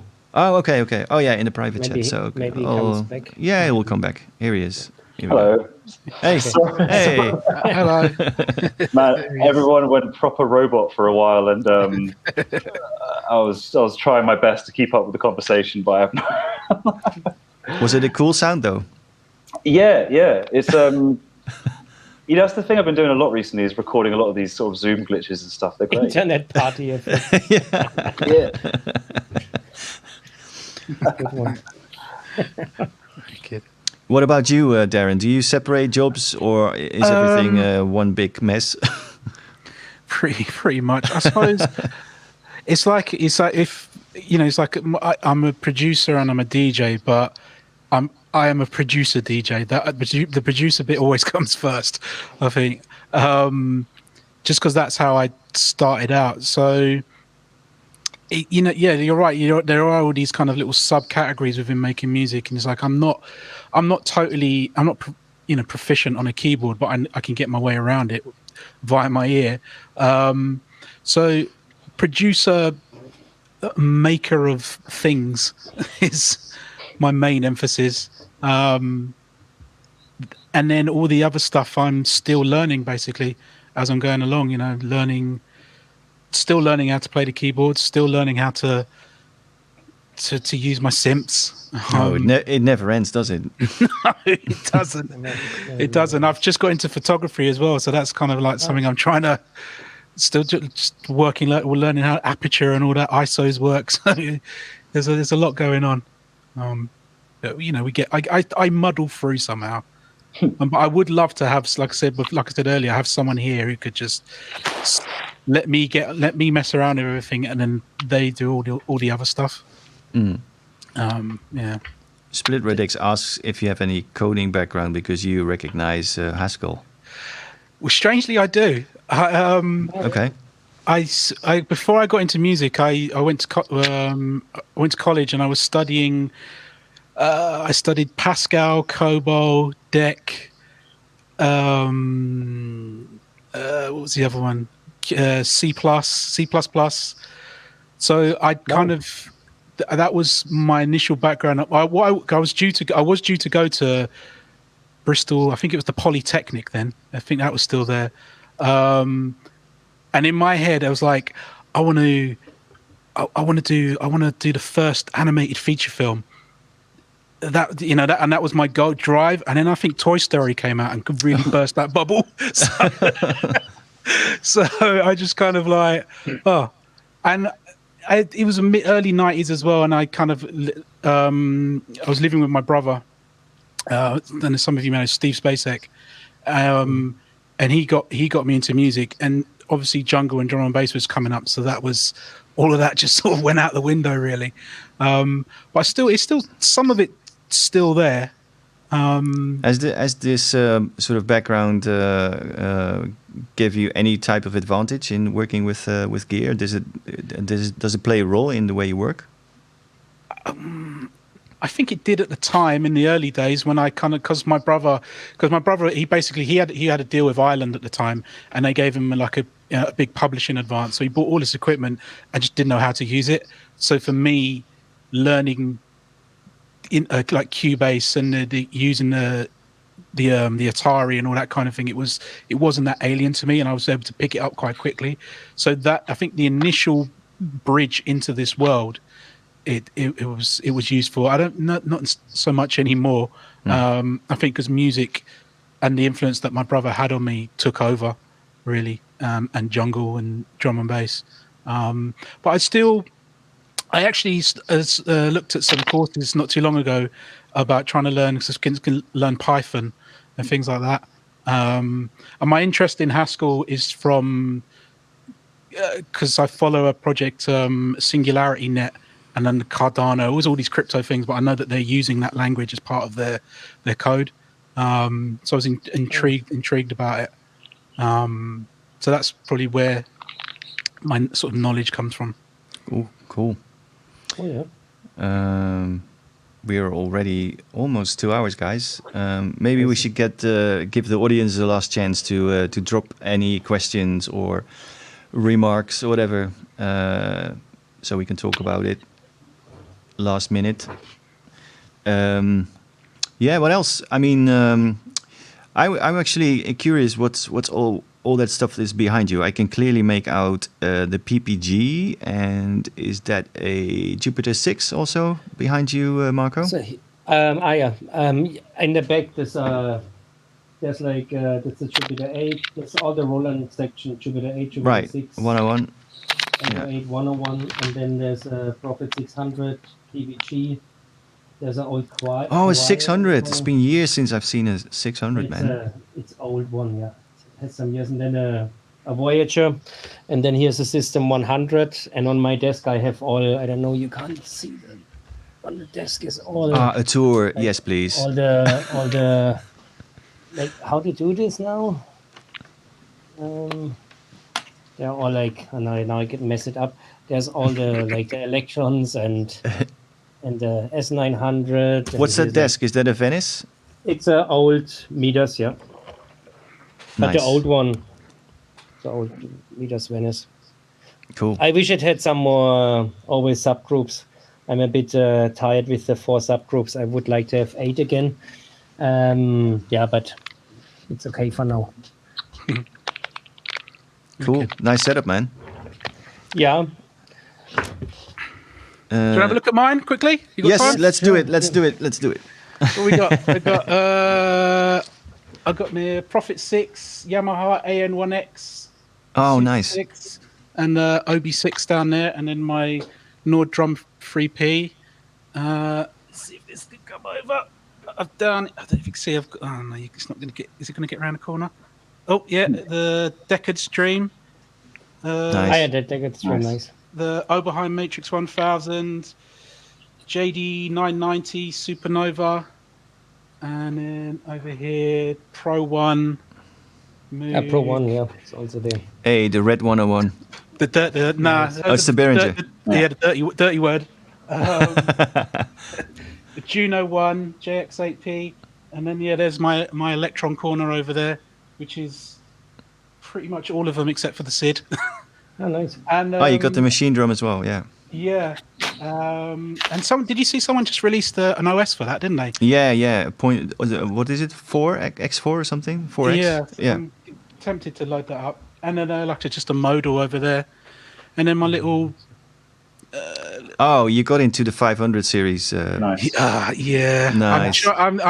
I've got space left, and I'm not too fussed about that. So, I'm tempted to do this too.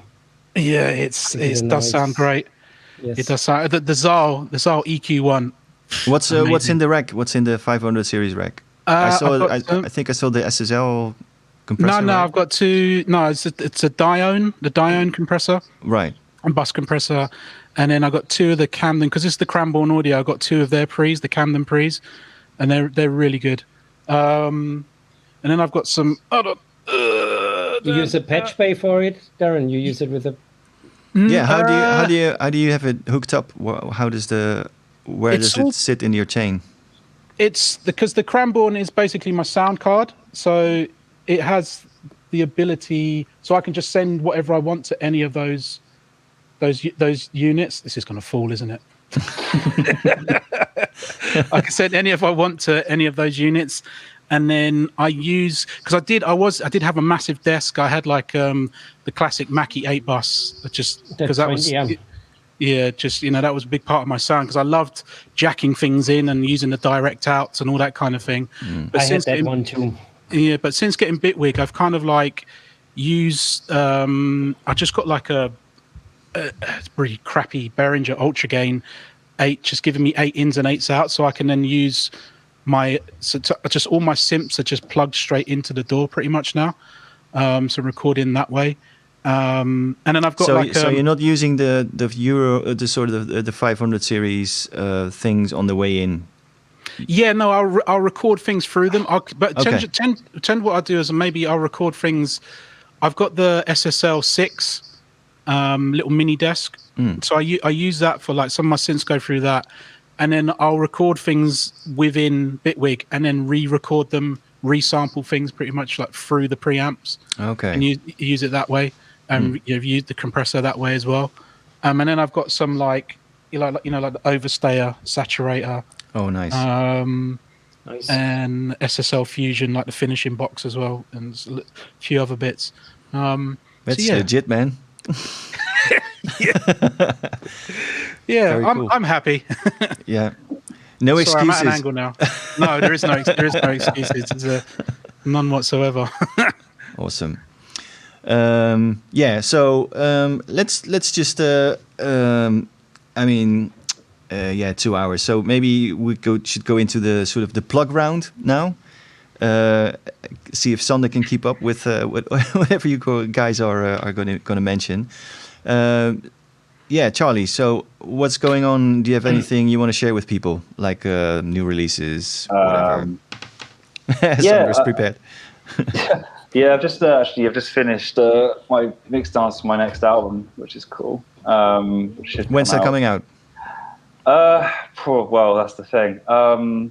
Hopefully this year. Okay. But you know how it is. But yeah, I've just sort of finished those off, which was cool. So that was felt like an exorcism. And apart from that, a few collaborations in the work. In the meantime, we've just adopted a dog, really. So my time's consistent on that at the moment. So nice. But yeah. But what kind of dog? We don't know. Oh. It's a real mix, but it's the most nervous dog I've ever seen. So we're kind of taking a lot of time on that, which is nice. But nice. In Rotterdam, we call that a Rotep terrier. Like the Rotep is the trash service, So. But with music stuff, that's really it. Really, just sort of doing bits and bobs, and like I said, just the album really. So after I've done an album, I always like to take some time off and just, just mess about with some other stuff really. But yeah, sounds good. I'll be looking out for it, man. So it's really cool. You got something cooking, really nice. Awesome. Thanks for joining, Darren. Charlie. I was gonna go up. Gonna go on with Darren to see if he's got anything he wants to share. Just the release with Marco. That's of coming course. out. Yeah. Is there a date on that? I think It's June 10th or something. I think 10th of June. So that I think that's the thing that I'm involved in, and then obviously with my label Exit, there's Sun People's just released something, which is really cool. And I'm just working on. I've got a fair few collabs as well. I've done some stuff with Forest Drive West, which is really cool. And looking for more collabs. If any of you want to collab, I'm just where I am. Awesome. I'm down. Yeah. So are you doing any streams? Because you've got a pretty decent streaming setup, or was that just for tonight? Do you know what? I got into it, and I really got into it, and I started doing. I was like, right, I'm going to do some studio streams, and I'm going to do all the pedals, and then it just kind of like, my way of working is really quite weird, and it's just like, this is really got to be really boring for people. I'm not really. I sort of fuddle my way through things, so I sort of pivoted, and I got everything before that, and then I sort of pivoted into much like this. I've been doing some chats with people from like mates and people from the scene, but I've only done 2 of those. So, but I'm like that. If I get into something, I've got to have everything that goes with it. So, Right. So yeah, so that's why my lighting looks great, and you know. Yeah, you're making me look like an amateur. So No, but yeah. Sorry, that's it. cool, Marco. So the release with Darren, obviously, and Exactly. anything else you want to share? And we did also what I also enjoy. We did a little mixtape for Ransom Note with like some emo bangers, how Darren called it. It was, then as I said before, I was working with this singer Alice Gift. He was involved in this cold wave band Velvet Condom, they were called, and Peter Great name. Peter van Hussen. We did like this. It's songwriting. It's like all 3 minutes tracks in the vibe of from Joy Division, Depeche Mode, kind of this vibe. This we finished, and you and Pearson is doing the mix downs, and we're speaking we send it into a couple of labels, what is on our list, and let's hope it goes well. And then I started to write I just sent today the first 5 tracks to some people for my next album. Not sure if it's, I started to sing on it, like with but not using the voice in a more like very as an instrument, just like with lots of effects on it. But I thought it's good to put some weird vocals on it. Oh, nice. And I'm aiming to have this ready for autumn, because I had the album last year on Mannequin, but it was in the middle. We had lots of plans with Alessandro Adriani and me, like to do a tour and stuff, but it was like tons of artists didn't happen. And now I'm just trying to push that further and try to release that maybe this year in autumn or in December, to see where to go. A bit like Charlie, I'm writing now and then I see where it goes. And now I'm looking forward to the release with Darren.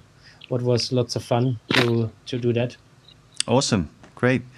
So thanks, Charlie. Thanks, Darren and Marco. Really good to catch up and see you guys. Really interesting stories. I think I want to mention the Discord server that we have set up. It's the place where all the nerds hang out and talk about this kind of stuff, discussing gear, music, and making music, basically. So have a look there if you want to get into the conversation. And we have a Patreon page where we have people that just support the project or want to get some goodies like sound banks and even masterclasses and stuff like that. So have a look there. And that's pretty much it for me. So thanks again, guys. Really enjoyed it. And see you next time. Ciao, ciao, ciao, ciao, ciao, ciao. Ciao, guys. Ciao.